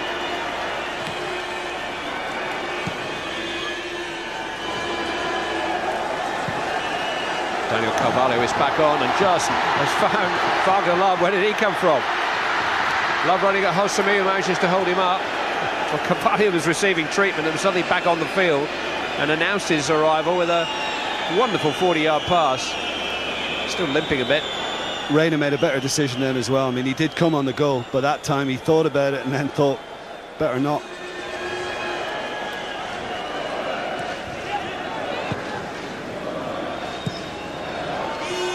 Again, a basic 3-4 yard pass, not played accurately enough to give the recipient a chance to keep the move going. I mean, it's become much tougher now for Liverpool. This was it, and Reina, he won a appearance shot, but he almost came. That's a good challenge.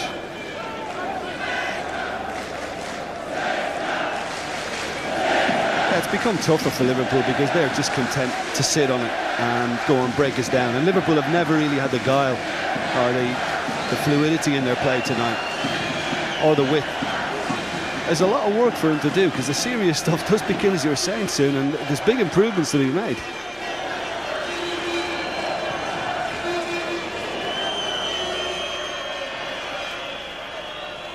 A lot of attention was given to their pairing with Chelsea, but I think it was when Real Betis came out of the hat, 4th in that group. They are the best of the 4th seeds. They are a very dangerous team. Haman. Morientes almost reached it. Berezutski away.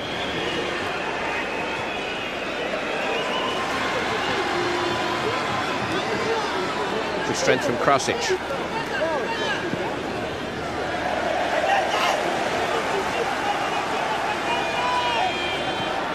Sissoko.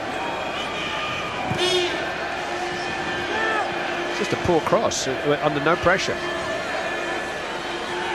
Risa though. Zenden.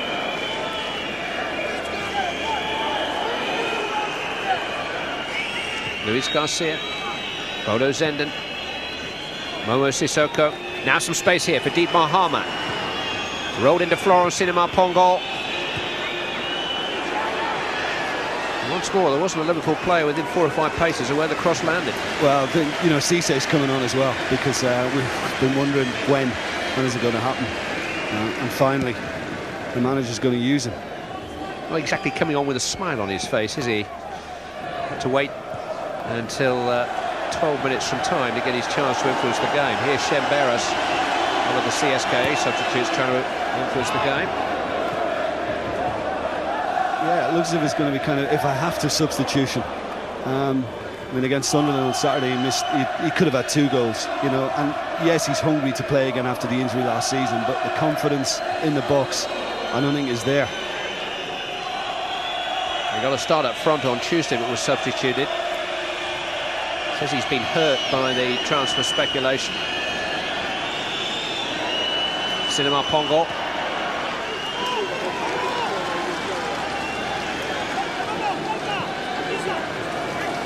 He's the 3rd player to try his luck on this right-hand side. I wonder whether Cisse will become the 4th. Good run by Krasic. Sissoko, though, doing well to catch up with him. Luis Garcia. That's shocking. Really shocking.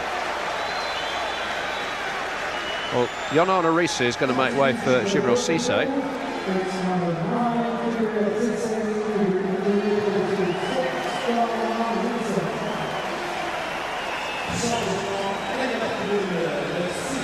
Well, he's 24 years of age, a man in his prime. He's a current French international.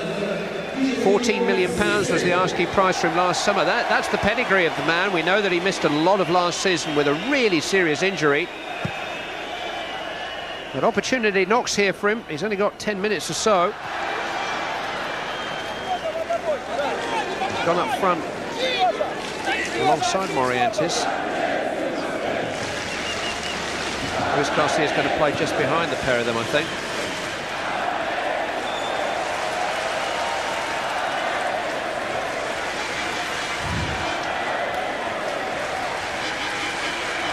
Liverpool are behind since the 28th minute of the first half, virtually the first we saw of CSKA Moscow in the game. Liverpool really played pretty well for the first 20 minutes or so, created some chances, certainly openings. Now Cisse, first kick of the ball. Just quicken things. He's done well. I mean, I was just thinking that, you know, with them sitting so deep, he loves spacing behind and an open pitch to run. I didn't think he was going to see much of that, but that was a good ball to find him then. Last 10 minutes. A trophy at stake. Cinema Pongo with the corner. Carragher with a header down. Luis Garcia is there, and it fell kindly for Akinfeev. It was defended well from Luis Garcia, but I think Jamie Carragher would tell you equally that he should have probably got something stronger on it and steered it on target. Here's a chance for Daniel Carvalho to add to his tally. He's only ever going to shoot. Corner kick. They're doing their bit, those two, aren't they? Because CSKA have more or less forgotten about them. I mean, this should have been dealt with. That's a bad mistake from Hosami. I think I said at some stage in the first half it's the best I've seen him play for Liverpool. Can I sort of take it back a little bit? Yeah, comment. There's an air of resignation about Liverpool as the second half has developed. Daniel Carvalho with a corner. Pepe Reina's done nothing wrong. Just that he had a bit of a rush of blood, in fairness, for the goal. But his handling looks sound. That's good from Luis Garcia. Here goes Cisse.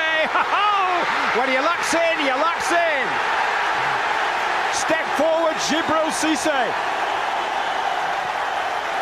He's only been on the field a couple of minutes. He's made a point of sorts.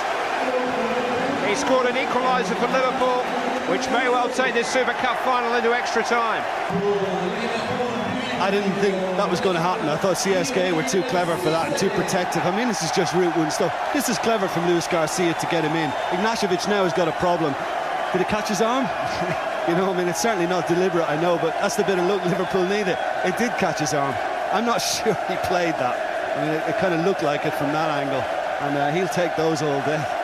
And at least Liverpool have kept going. I think on the balance of play, they certainly deserve it. I mean, but yeah, big slice of luck for it to break kindly like that for him. Maybe a change in his fortunes. The CSK coach has brought on a third Brazilian, Dudu, number 20, in place of Krasic. during that stoppage.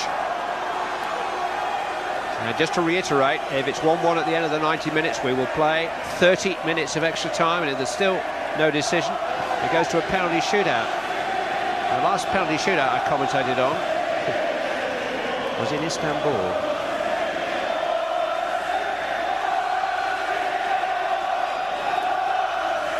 Sissoko, Morientes, poor control. Can Liverpool, though, now find the inspiration to win it in the remaining moments of normal time? Zenden coming forward, not with any urgency. Sissoko. Cut off easily by Rahimic.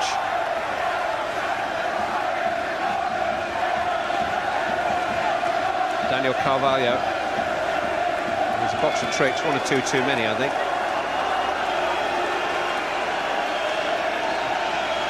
Got his coach pulling his hair out at the moment. One back by Dudu, though, and here's Daniel Carvalho again. It's the first time he's passed the ball for about half an hour. Oh, mistake by O'Dyer. Here's Morientes. It's a corner kick. Fullback shouldn't have got near that, should he? Once he made the first mistake, Morientes should have dealt with it. Should have been under control. I'm a great admirer of Fernando Morientes. He was terrific here for Monaco, but I remember him as a more aggressive player. More positive player. It just seems to be, it's a very talented centre forward, seems to be playing within himself at the moment. Anyway, he might just head in this corner. 6 minutes to go. Cinema Pongol with the corner kick for a revived Liverpool. Harman. Cross is deflected. Herpier is underneath it. And that's a throw-in. Surprised he opted for that. I thought he could have tried to backhead it across the 6-yard box. I think dynamism is the word I'm looking for. There's no real dynamism about Morientes at the moment. This is the goal. Well, it's ball to hand. I thought Ignashevich has been cool tonight, but I thought he could have dealt with it maybe a little bit quicker. It was a good layoff by Luis Garcia, but he just seemed to be cut a little bit. Djibril Cissé has played 7 times in Europe for Liverpool this season, now scored 5 goals.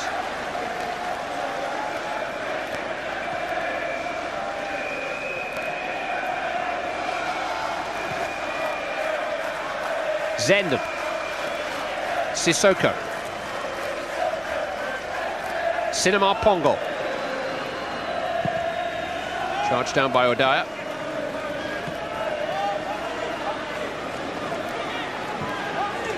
Alderney.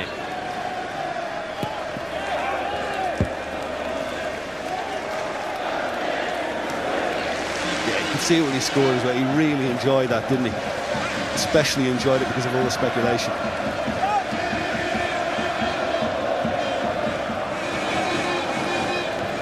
Overhit by Alexei Berezutsky. Cheap throw-in for Liverpool. Inside the last 5 minutes, though. Sissoko surviving the handball claims.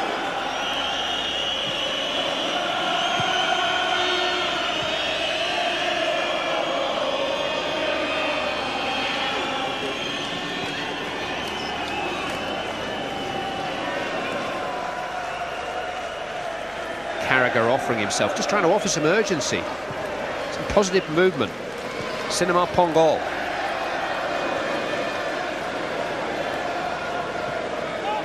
Harman. Zenden.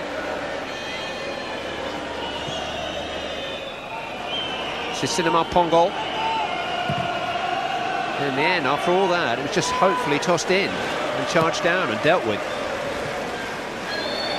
Foul by Hosami on Daniel Carvalho. They do like doing things the hard way, though, don't they? Liverpool, Olympiacos at Anfield, Istanbul. Don't get an early night with Liverpool, do you? No, you don't.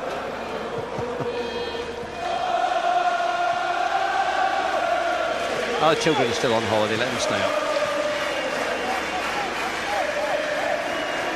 O'Dyer. Calmly dealt with by Zenden.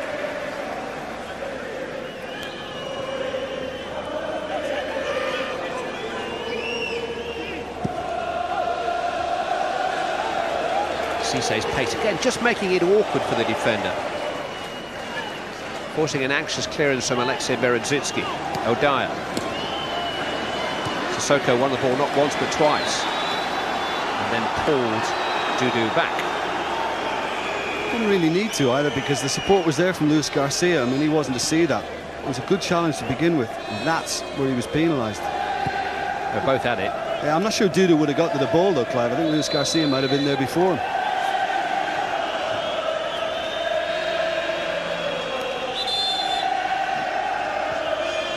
Hosami is really having problems dealing with Daniel Carvalho now. He's fouled him over and over again, which is the point that very politely Valery Kasayev is trying to make to the fourth official from Holland.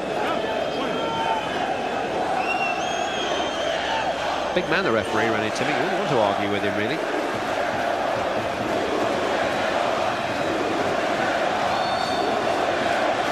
Daniel Carvalho with the free kick towards the head of Berezutski. It's run through for his brother Vasily.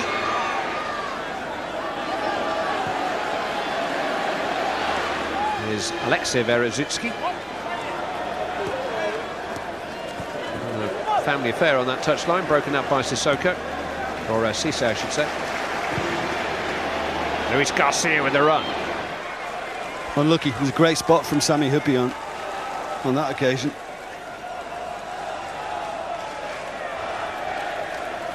Aldinin, Rahimic, Ignashevich, O'Donnell, Dudu,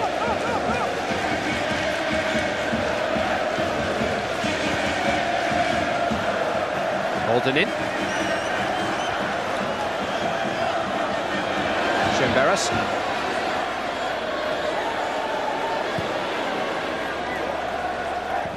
Vasily Berezutski. Flag is up.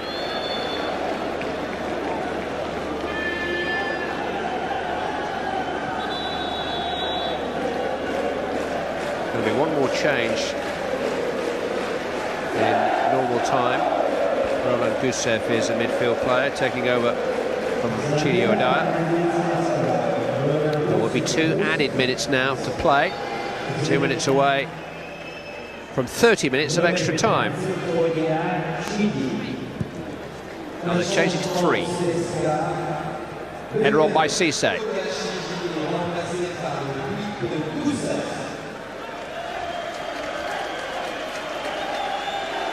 Well, with extra time looking likely, it was got a strange substitution to make then. You would have thought he would have waited till they got into it. Zenden. Ignashevich with the header away. Vasily Berezutski, Aldinin, Rahimic, Dudu. Rahimic, now Wagner Love.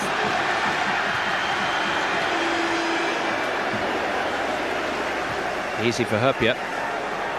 Luis Garcia, early forward towards Cisse. Not where he wanted it. Yeah, I mean, it's been far from impressive from much of the match from Liverpool tonight, but you have to say that they do keep going. You know, there was evidence of that as well last season, wasn't there, when, you know, it looked against all odds, Olympiacos, of course Istanbul. They have good spirit about them.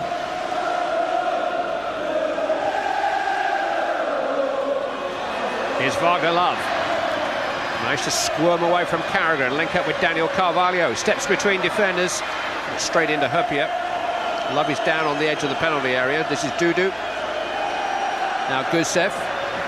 Love sees an attack developing and gets to his feet. Hosami heads away. Now he's going to go down again.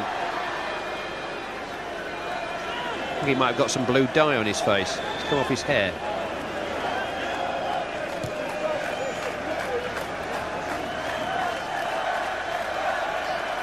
Zenden. Last of the added minutes. Harman.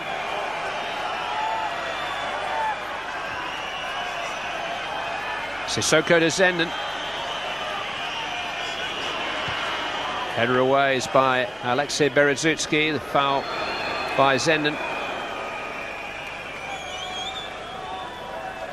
He's crossing from quite deep as well, Clive. He's never going to threaten, you know. He needs to get past people to get it in. And that was fairly blatant.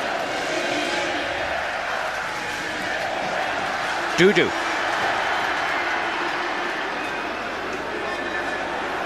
Hupia emerging with the ball. Here goes Djibril Cisse again. Cisse shot.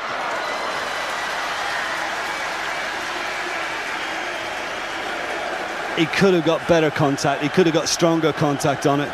I'll tell you, clever by Hoopy as well, because he knew, just get him released, because he'll cause some problems with his pace. He'd have been round the running track if that had gone in. Oh, too right. Here's Daniel Carvalho. Oh, it's lofted in, the flag is up against Wagner Love. It won't count, it won't count. Looks the right decision. It looked as if he was a couple of yards wrong side. Yeah. It was tired than it first looked.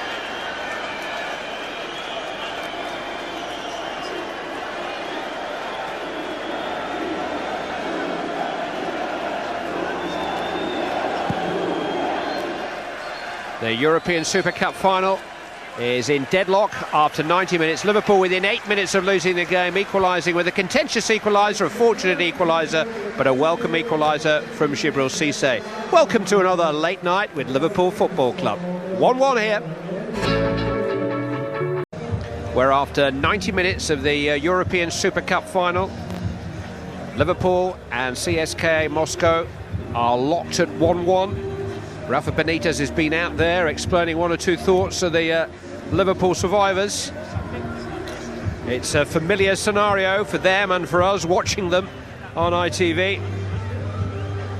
Djibril Cisse's rather contentious goal, contentious maybe for two things. One, that the ball certainly struck him on the hand and that enabled him to control the ball. I think my feeling is that it was hit so hard at him there wasn't any intent. What there may have been some intent about were his celebrations. He peeled away and ran in the direction of Rafa Benitez. There was no eye contact between the two of them.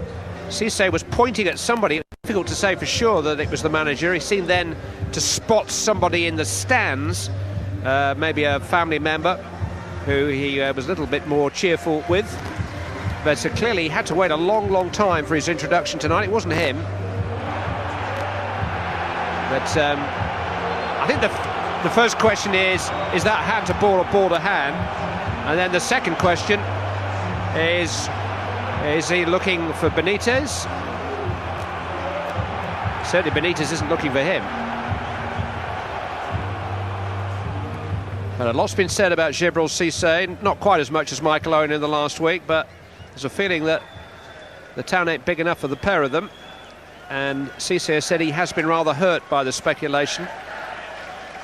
And that was a big moment for him, Jim. Yeah, he seemed to be waving to somebody in the stand, but I think he was definitely letting Benitez know that, you know, I'm still around, I can still do it. And he's given him a different dimension, Liverpool, and CSKA a problem, because all of a sudden they've got some pace to offer, and blistering pace at that. Yeah, sizable chunk of luck with the goal coming off his arm, but nonetheless he's made a difference. I think Cinema Pongo as well has given Liverpool a little bit more. So yeah, improving signs. Compact there was the message from Rafa Benitez.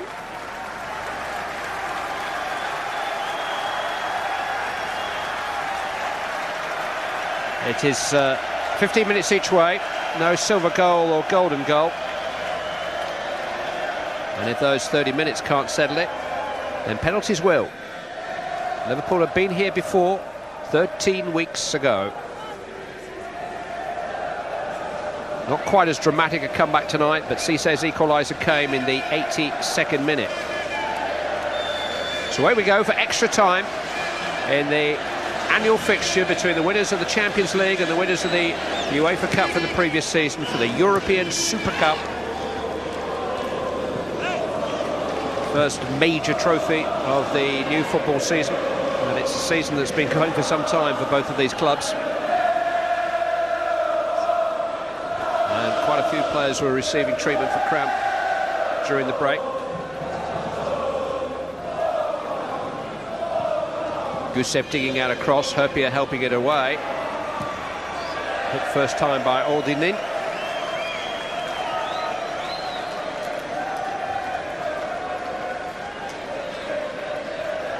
Compact was the final word from Rafa Benitez. He's clearly not looking for them to go for it, whatever. Yeah, well, Daniel Carvalho in the second half showed a few flashes on the break, but I think if you look back at the UEFA Cup final, when they came from behind, I mean, Sporting were really pushing on, and they left a lot of space for CSKA to get a further 2 goals once they got their equaliser. Liverpool aren't doing that, and of course they've still got to be compact, because CSKA are a counter-attacking side. Benitez looking to outstay his opponents, but he's got two pretty attacking players now, Cinema Pongol and Luis Garcia in the wide positions. Zenden here at left back. Cisse with the flick on, too heavy for Morientes.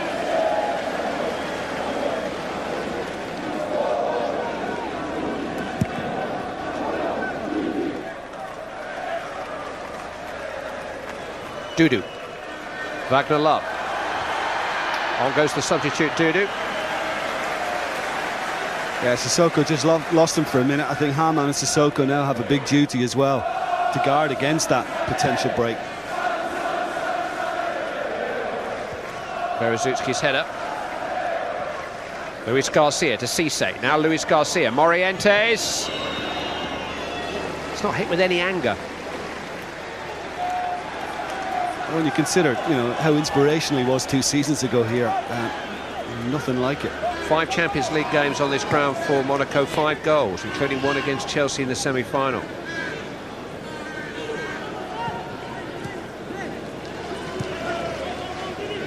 Oldenine to Gusev. Cross is deflected, it's awkward, and Pepe Reina reacted well.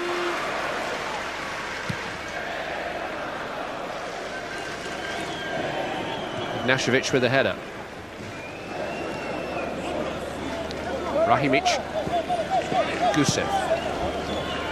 Berezutski.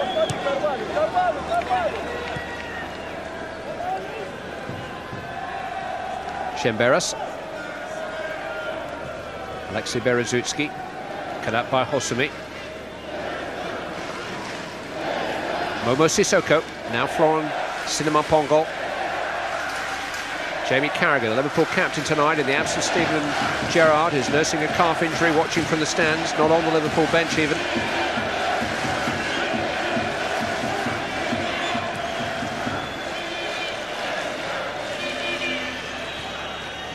Sissoko. Cinema Pongol. Easily cut out by Shemberas. I'd like to see him taking on his fullback then, because he has a bit of pace about him, a little tricks in him, a Pongo. But his first movement was just to try and get something in. Daniel Carvalho's just got too much for Hosumi at the moment. He's fouled him over and over again. He's still just getting a final ticking off from Rene Timink. I mean, if I was fullback playing against somebody like that, I'd be calling for help straight away. If you find it difficult against an opponent like that, then you've got to get help around you really quickly to try and deal with it.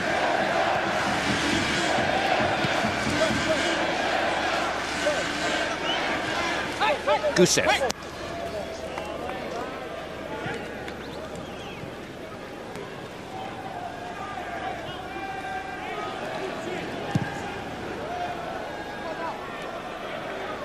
It's just gone 11:15 local time. The casinos are open. No, they're always open.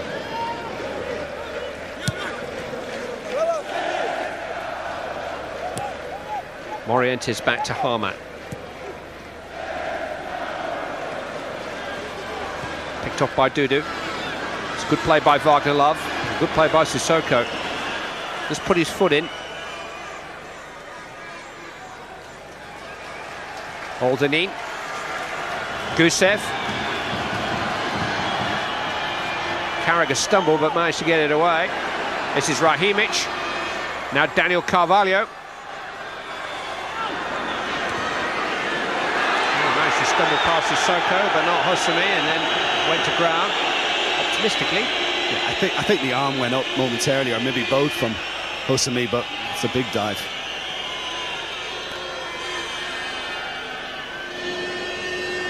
I mean, they seem to be finding a little bit more, at least Moscow, but I mean, because Liverpool have been here before, and maybe slight favourites. Start to believe in fate. Cinema Pongol. Won by Dudu. Toppled by Cinema Pongol.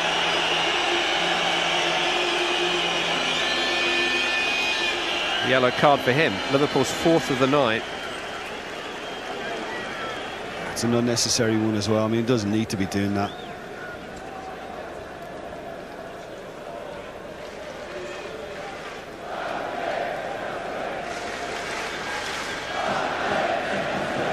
Adds his name to those of Zenden and Luis Garcia and Hupia. And the first of those two, Zenden and Luis Garcia, now have 2 yellow cards to their name in Europe this season. And before the Champions League proper has even started, they're 1 yellow card away from a suspension. Wagner Love offside.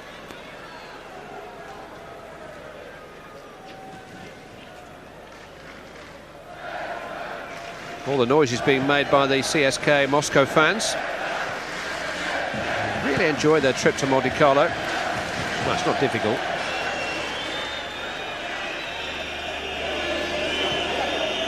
Cisse, there's actually been an alcohol ban in the Principality since lunchtime, but the French border is about 100 metres from the stadium, and you can get a drink on the other side of the French border.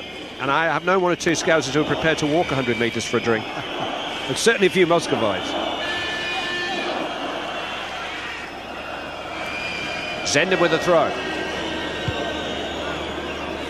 The difficulty is not finding a drink, it's paying for it.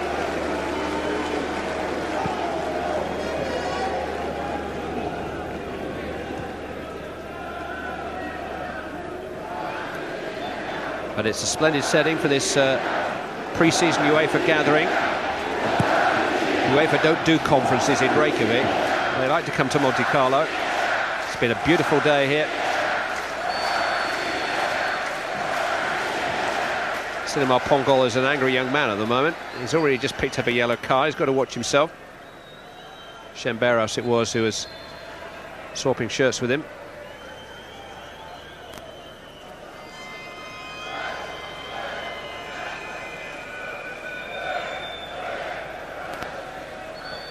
I think they were considering 1 or 2 other venues to host this, Clive, weren't they? Because hotel prices and stuff like that had rocketed a bit, but not surprisingly they sorted it out fairly sharpish. I think everybody likes their annual visits here. It's tough here, but somebody's got to do it. Cisse. Tackled by Dudu. Rahimic. One back by Sissoko. He's done a lot of that in the Liverpool course coming on. Here's Morientes slipping it through to Zenden. Comfortable clearance for Ignashevich. Just not asking enough questions of the Moscow defence. Well, Zenden, seasoned internationally, you're expecting more in a position like that. Cisse with a little header down. Hit by Berezutski.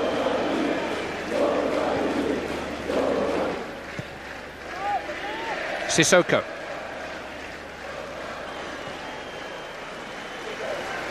Hosami. Sissoko into Cisse. Oh, it's very ambitious from where he was. I think he was travelling. Was he travelling too fast to check here and stop? I think so. I mean, it is a lively pitch, bouncy pitch. Then again, I suppose he could have controlled it, couldn't he, just to keep it in. He definitely could have kept it in. Very ambitious to try and turn and get it pulled back enough. And Sissoko's done well. A good little ball through and very solid in the tackle before that. Very strong. He's made a nice impact on things.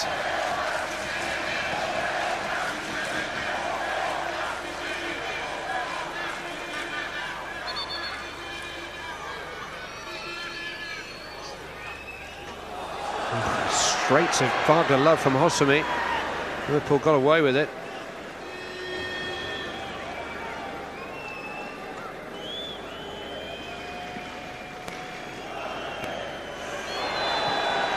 Sissoko sent crashing by Dudu. His first yellow card for a Moscow player tonight. I'll give him the benefit, Dudu, on that one. I think it was more clumsy than malicious, but he did throw himself.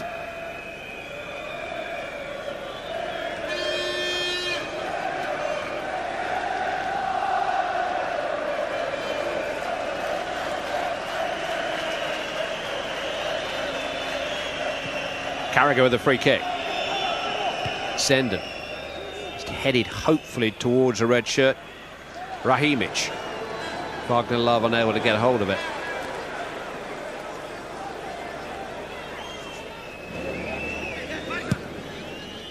Hupia. That's a poor pass too. Dudu. On towards Wagner Love.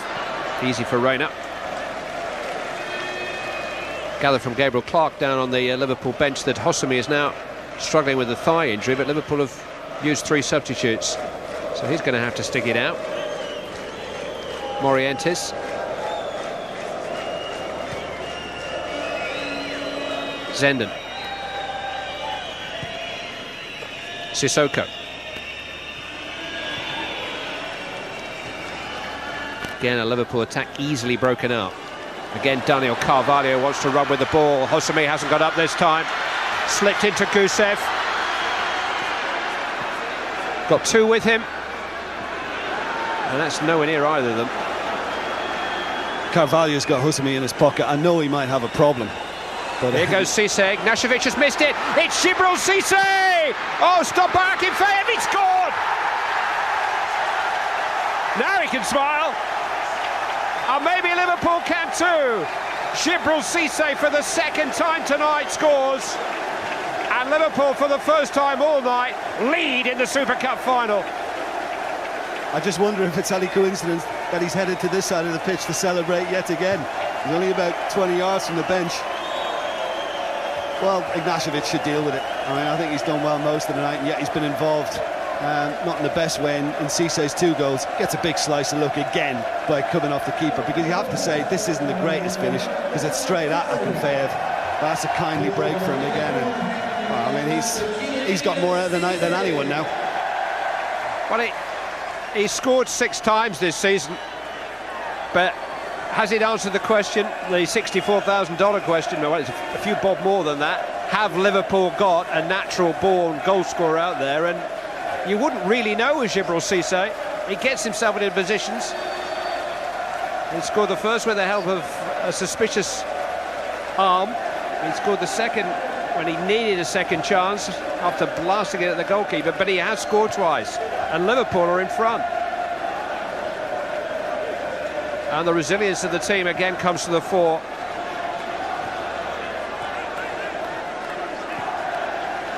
Luis Garcia, Bodo Zenden.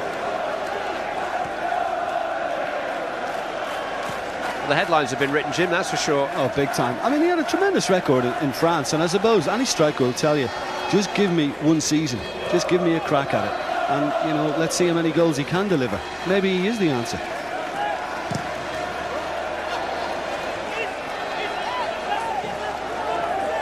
Well, Rafa Benitez arrived at the club last summer, and it was a bit of a fait accompli because the Cisse deal had already been negotiated by his predecessor Gerard Houllier. Michael Owen knocked at his door and said Real Madrid had made an offer for me. I don't know, what was he supposed to do? There was a feeling on the street that if he'd gone on his knees to Owen and begged him to stay, he might have done. But would he have had to sell Cisse without looking at him? I don't know. Meanwhile, a free kick which Daniel Carvalho takes, headed away by Hosami, struck optimistically by Evgeny Aldonin. Shembaras, Daniel Carvalho, he's got away from a flimsy challenge from Morientes. Carvalho, Carragher was having none of it, he shut the door in his face. Corner kick though. Good lesson for defenders there, just watch the ball. All the shimmies in the world from Carvalho, who is a very slippery customer and their best player, I think, again tonight. Good defending.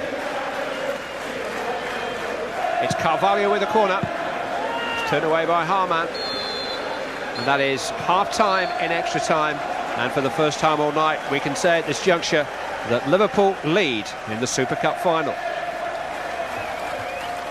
Well, it's a funny old game, Andy and Ali, watching it here with me. Sorry about the cliches. It's been one of them strange sort of nights, Andy. Matt, it's been so disappointing, really, up until Djibril Cisse came on and made a big difference in the game. They've been so poor, Liverpool, for a long spell in that half. And then this guy, at least he's just come on and just freshened things up and livened it up. Whether he's playing for his future in this Michael Owen riddle, none of us really know. All we know is that he's come on in a game and he's made something happen. Well, he's had luck in both goals, hasn't he? Which goes for you when it goes for you. Yeah, absolutely. He's rode his luck, as you say, with both goals. But the one thing that he has given Liverpool is genuine pace. And energy, Ali. Yeah. Just some energy He'll make the run in behind. And that was my problem, Andy, with Morientes. Yes. He doesn't threaten you in behind. No. He's dropping off nowadays. And if you're a defender, you don't mind that at all. All of a sudden, Cissé comes on, he's getting in behind, and they're 2-1 up. We were looking, Matt, and we're thinking, if he doesn't come on tonight, we're trying to piece this jigsaw together and thinking if he doesn't come on tonight, then he's obviously going to be sold because Benitez doesn't want him to get injured. Yes. There's something happening. As it happens, he's come on, and all credit to him. He could have dropped the bottom lip and he could have been unhappy, he could have been fed up. He's come on and had a real go and made a difference. Proved a point, perhaps. Liverpool in the box seat, then 2-1 up, back to Jim and Clive. Still haven't solved that riddle, boys, have we? We'll know by Wednesday midnight with a Michael Owen, and therefore the rest of the cards will start to fall into place. But Ignacevic has been culpable each time, and Djibril Cissé has scored each time. 15 more minutes left on Rennie Timmick's watch.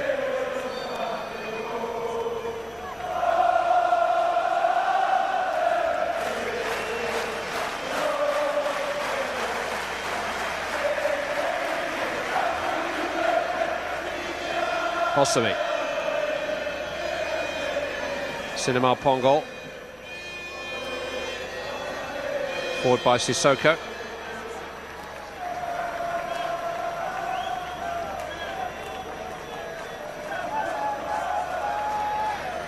Vasily Berezutsky. Here's Rahimic.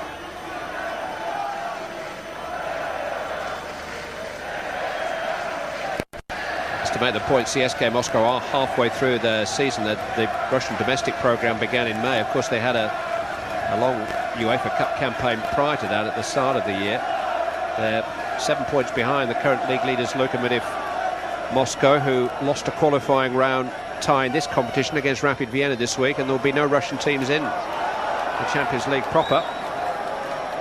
But ironically, CSKA's success in the UEFA Cup last season means that the Russian Federation will be granted a second Champions League spot for 2006-2007.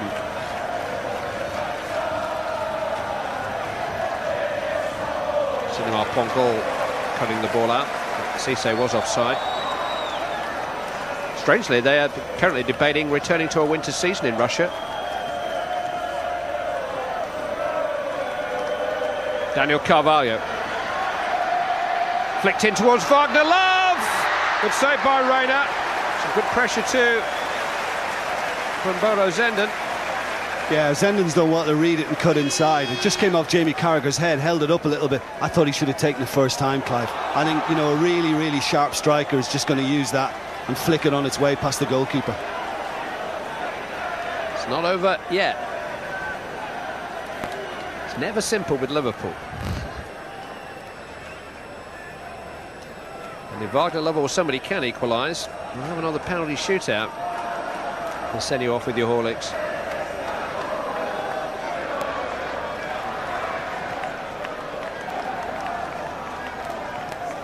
Liverpool realise the British public need their sleep. Certainly get your money's worth with this team.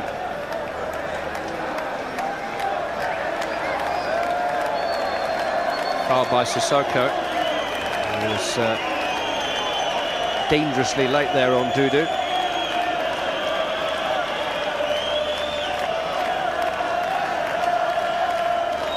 I think he probably feared he was going to get a yellow for that, although I must admit he hasn't done too much damage.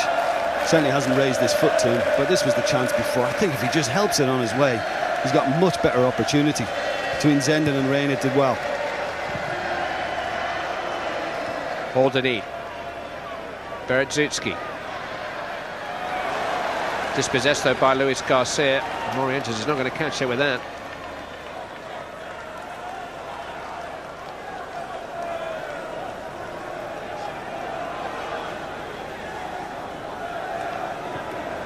One name that's been almost forgotten in this riddle is that of Peter Crouch, who is nursing an injury at the moment. And £7 million is clearly a big part, quite literally, of Rafa Benitez's thinking.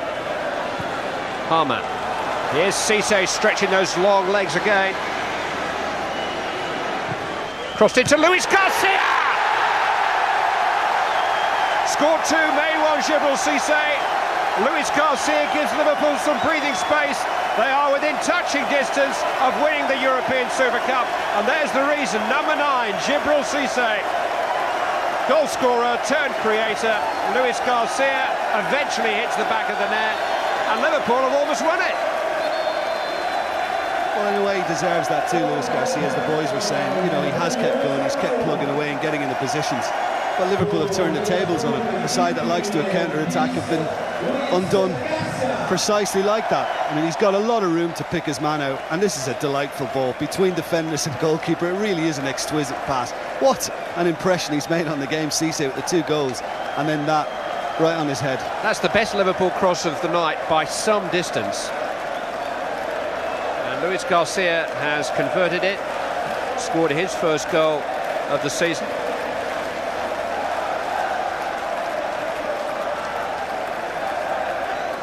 And Liverpool are going to have some more silverware to take back to Merseyside with them in the morning, by the looks of it.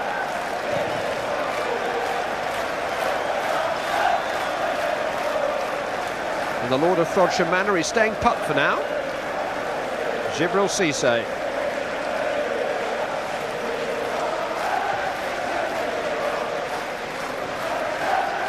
Chemberas. Dudu.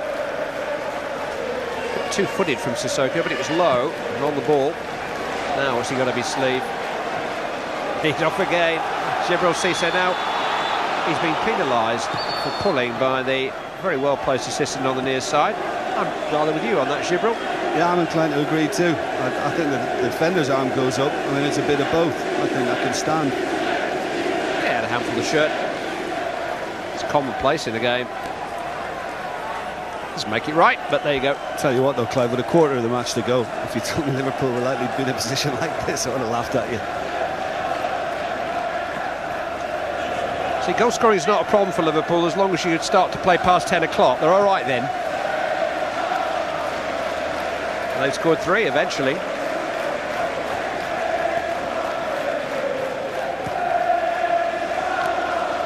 And now you can hear the Liverpool fans all right.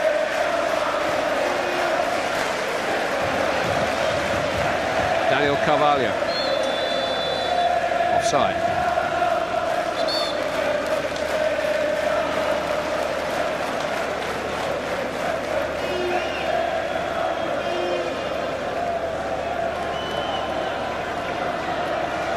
He's just been a breath of fresh air, hasn't he, since he's come on to what was a really stifled Liverpool performance. The little 1-2, so alive, and then, I mean, he's got his head up, to be fair to him, and he's picked out the most exquisite little ball for Luis Garcia. Who also made a good move, Luis Garcia. He dropped off very cleverly and asked for where he wanted the ball, but this time it was delivered. Thank you. Somebody up there has been on my side tonight.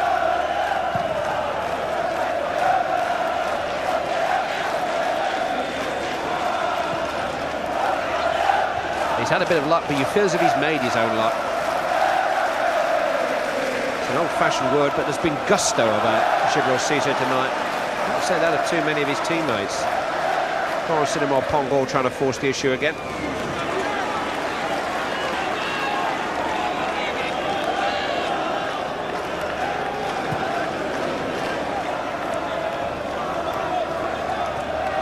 I'm just looking at Morientes as well, Clive. You know, we were speaking about his need to make more of an impression on things now this season.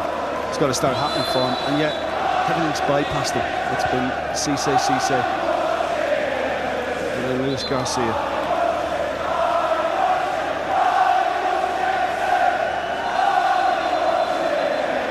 Daniel Carvalho still poses a threat with these free kicks.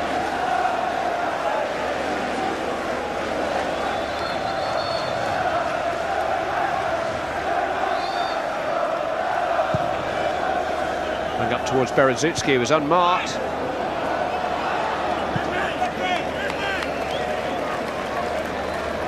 I don't think he's trying that. I mean, it'd be a very ambitious attempt. I think he's actually just trying to help it back across goal, give someone else a chance, and gets it wrong.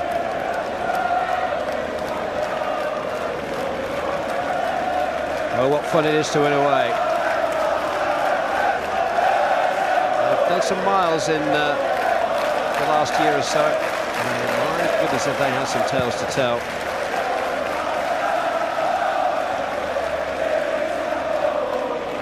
If they get in that casino tonight, it'll never be the same again, Monte Carlo.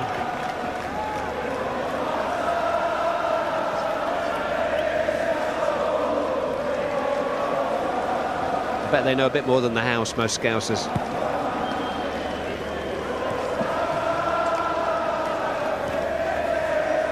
And the ball has spun round tonight, but it has landed on red.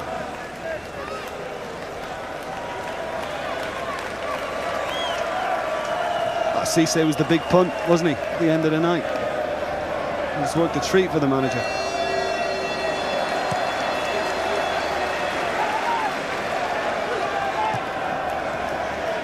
Here's Sissoko, and here is Cisse.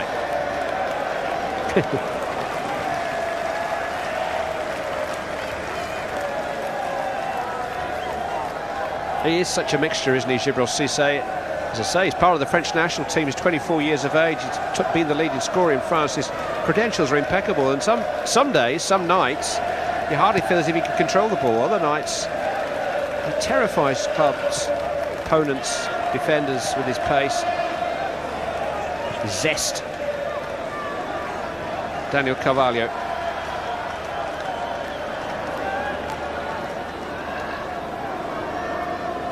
That's the way to deal with him. Get help around you.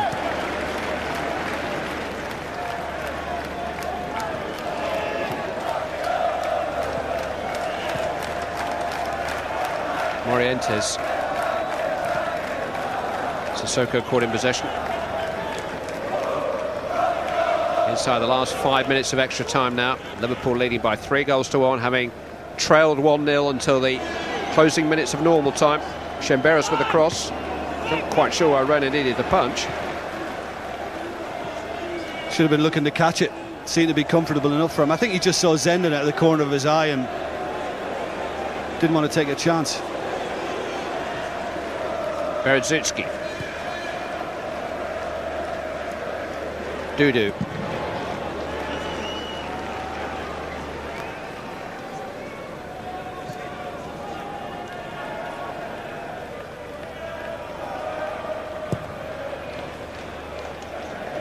Well, it's not the Champions League trophy, it's not the European Cup, but it's momentum for Liverpool. It's something else to show for their efforts. And a good confidence booster. You know, and it's always a good lesson for any side that, you know, if you're a bit deflated, if things aren't going your way and you're a bit off colour, then you've got to keep going. The attitude's got to stay the same. You've got to keep applying yourself. And sometimes you get the breaks, and Cisse certainly had them this evening. And they're being sung all the way to the finishing post now by their loyal supporters. The fields of Anfield Road have been transferred for the night to Monte Carlo.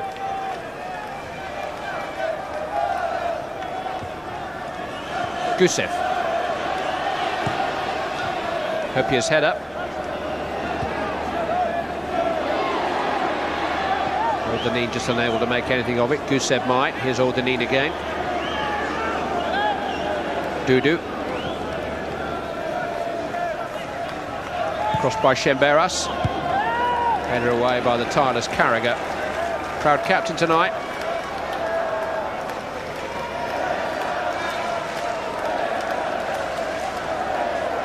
Might be the most fitting part of the night when Jamie Carragher is ushered forward to get his hands on a trophy for his beloved club. My goodness, he's served them well in the last couple of years.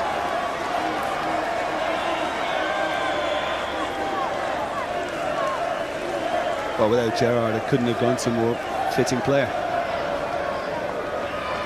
Everything you want in a captain, he possesses. He looks as if he's in a bit of pain to me at the moment. Just watching the game and leaning over.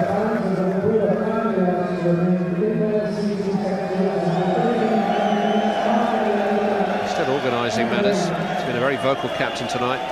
I think for the moment he doesn't want it anywhere near him because he is feeling something. And maybe it's a bit of cramp again, Clive, because he certainly suffered from that in Istanbul that night.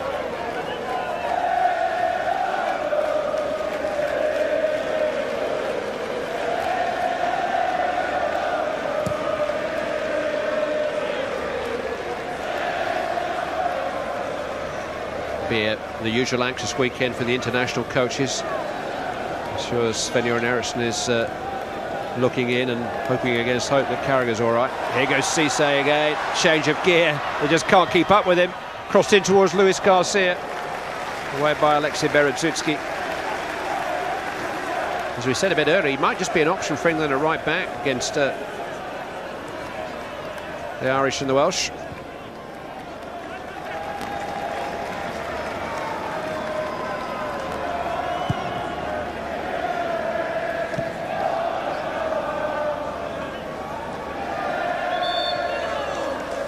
Free kick. Yeah, I mean, for much of the night as well, CSKA were comfortable enough, but they weren't really kind of taking the game to Liverpool with any intent. They were beatable all night long. It was just a case of Liverpool coming up with the answers to unlock them. They're not game makers, are they, CSKA? No. That's not the way they play. They want to pinch it. Yeah.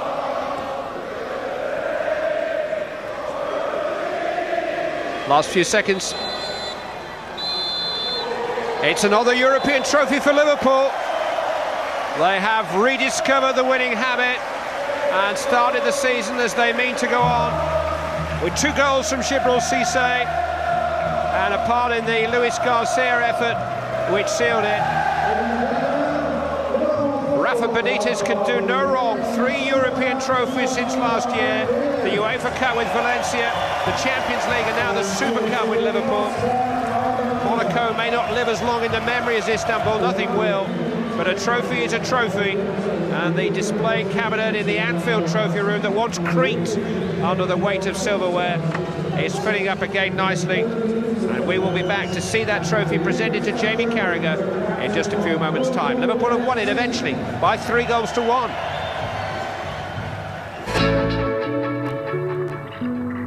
So Liverpool have won the European Super Cup. Rafa Benitez has done it again. He's with Gabriel Clark. Rafa, well done, another trophy. What got you through tonight? Thank you. I think that it was a difficult game because we were controlling the game and we had done one mistake and we were losing. At the end, okay, we scored 3 goals and the team played a good game. Was Djibril Cisse extra motivated? You made him a sub. Talk about Michael Owen. Do you think he wanted to prove a point tonight? We had the space and we wanted to play long balls for him, and you know, he's a runner, and then we had possibilities. Is Djibril Cisse in your long-term plans at Liverpool? Now we are going to catch the cup, to pick up the cup. It's a straightforward question, though. No, but always keep him. Always you ask me difficult questions, then I say easy answers. I'm just looking for a quick answer though on Djibril and Michael Owen, because the fans were singing Michael Owen's name as well at one stage. He wants to come, you know. He's keen to come. I'm sure he's after tonight too. Now it's time for pick up the cup. There's always another reason to say maybe. We're not quite sure. There's always another reason. We need to win. Now enjoy the situation. Then. Well, enjoy it. You've got another trophy, and maybe you'll have Michael Owen next week, and Djibril Cisse. We want trophies and we want good players. No more. Thank you. Okay, thank you. Gabriel Clark meets Rafa Benitez. It's quite a series, and we haven't got all the answers to the questions that Gabriel is gamely posing, and the answers to the questions that everybody wants to know. Well, one question has been answered tonight: who will win the European Super Cup? And as they smile, the rather dejected players of CSKA Moscow have to walk past that trophy, which Lennart Johansson and Lars Christer Olsen are about to present. Garsaev, the coach of Moscow, shows his thoughts by ripping off the medal no sooner than it has been presented to him.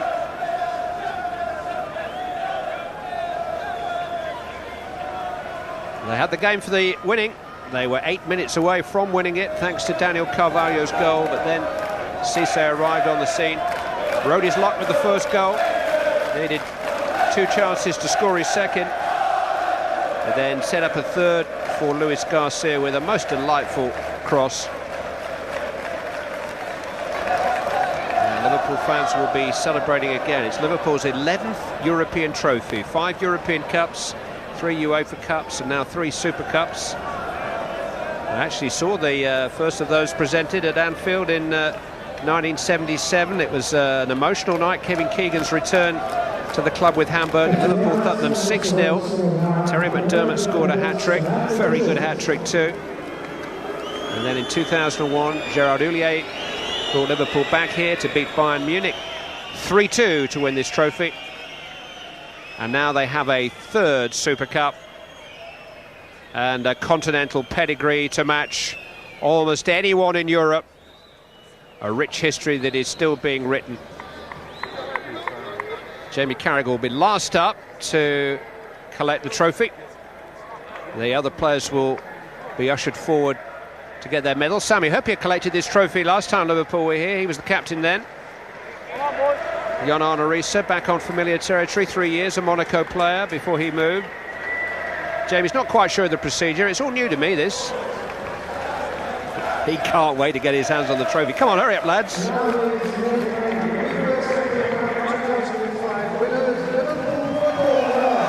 Djibril Cissé has been confirmed as the man of the match. A selection made by the former coaches on the UEFA Technical Study Group. He knows how to enjoy himself. And there's a €10,000 cheque which goes to Cissé to give to a charity of his choice. One or two of these made greater impressions on the night than others, it has to be said. Morientes had another subdued display. Xabi Alonso was excellent during his spell on the field. Cinema Pongol is back from injury.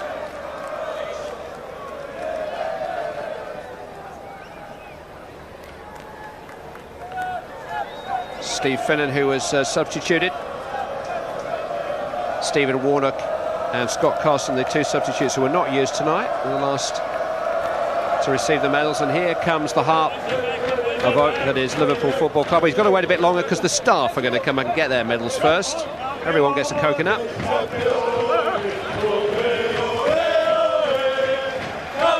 Rafa Benitez is very much in the trophy-winning business.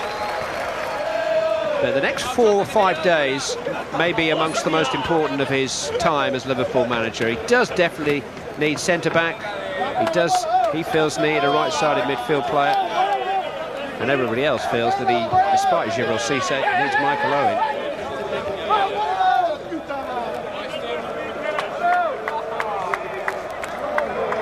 Well, here comes Jamie Carragher, who's been a fantastic inspiration to Liverpool throughout the last eventful year. And he is captain for the night, who will be handed the European Super Cup. The champions of Europe are celebrating again. Super Liverpool have won the Super Cup. A new season begins as the old one ended in glory. It's a silver bowl on a base of like a twisted skein of wool, not dissimilar to the World Cup in shape. And a long day has turned into a beautiful day for Liverpool, and they're getting used to seeing that on electric boards around Europe. Winners, Liverpool. Most of these players will go away on international duty now. Liverpool don't play another fixture for a fortnight, and 3 days after that, their defence of the Champions League begins in earnest with the start of the group phase in Seville against Real Betis.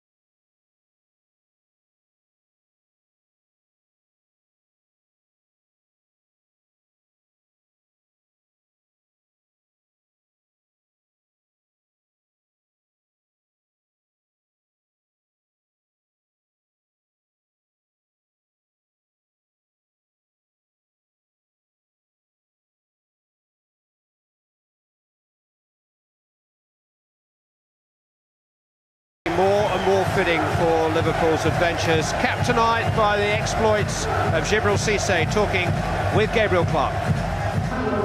Djibril, well done, you turned the game. How pleased are you?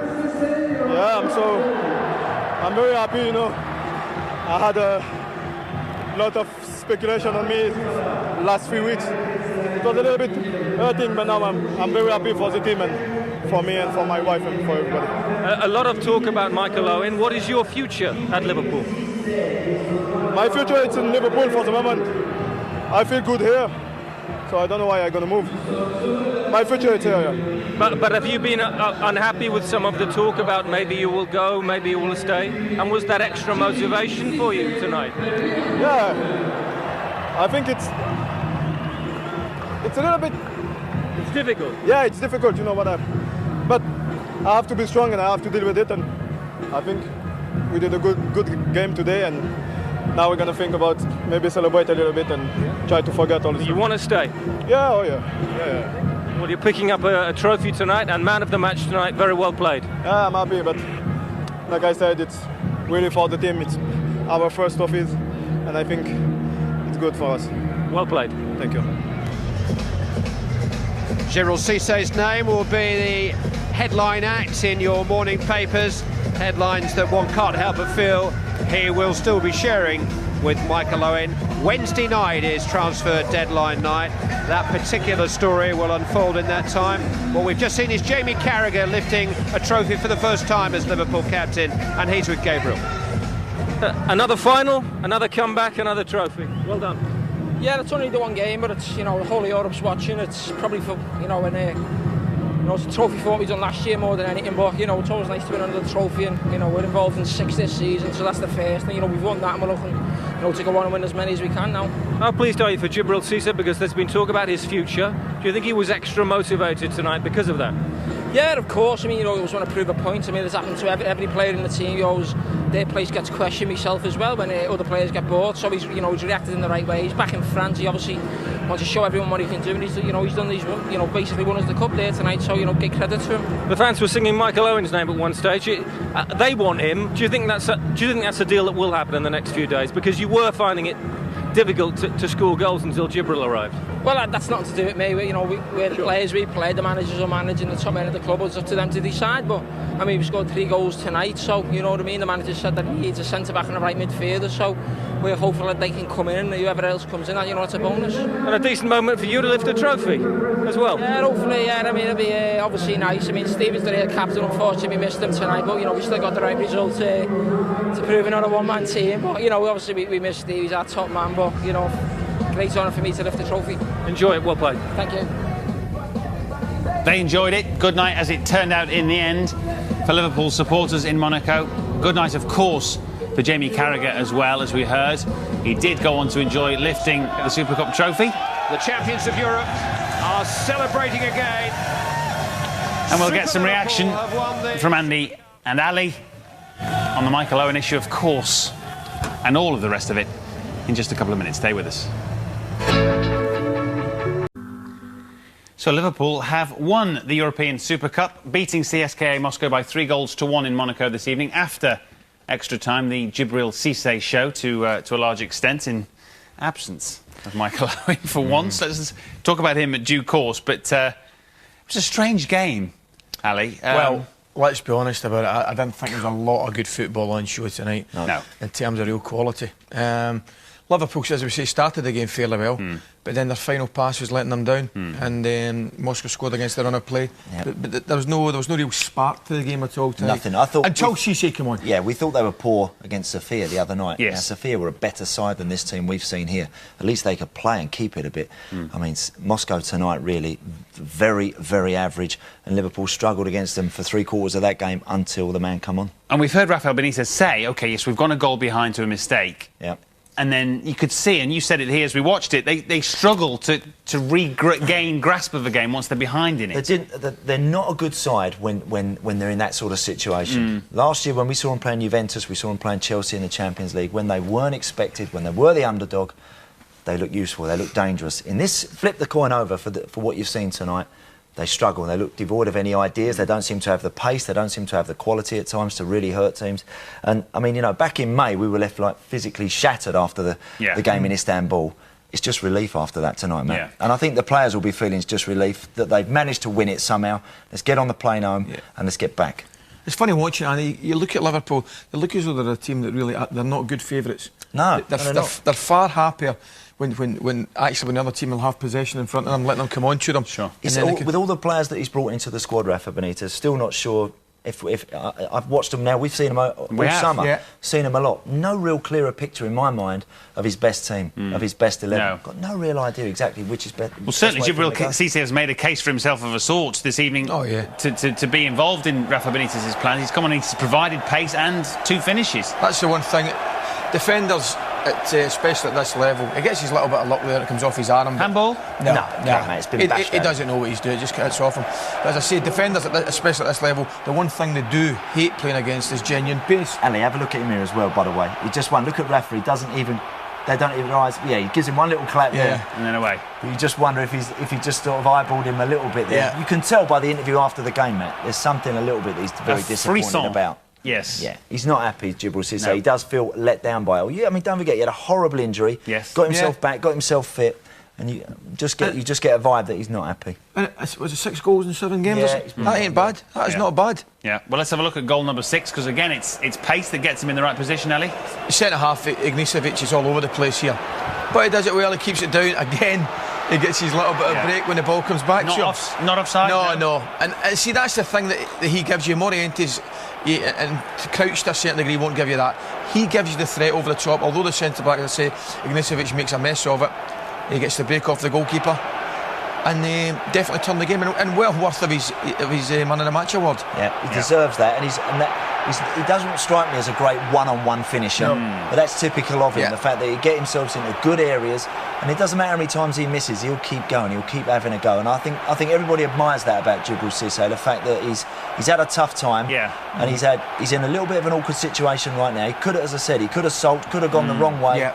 He's done the business, Matt. He's gone about it in exactly the right fashion. All credit to him tonight. Yeah. Again, Rafa studiously ignoring his double goal scorer, talking about how he wants it to go from here. And actually, for the 3rd goal, the one that wrapped it up, you see a different quality to Cissé that perhaps we haven't seen too much of to date. The final pass is terrific, but the movement beforehand is fantastic as well. He wins it there, didn't he, Ali? Yeah, he wins the ball initially here, and look at him go on his bike. The pace.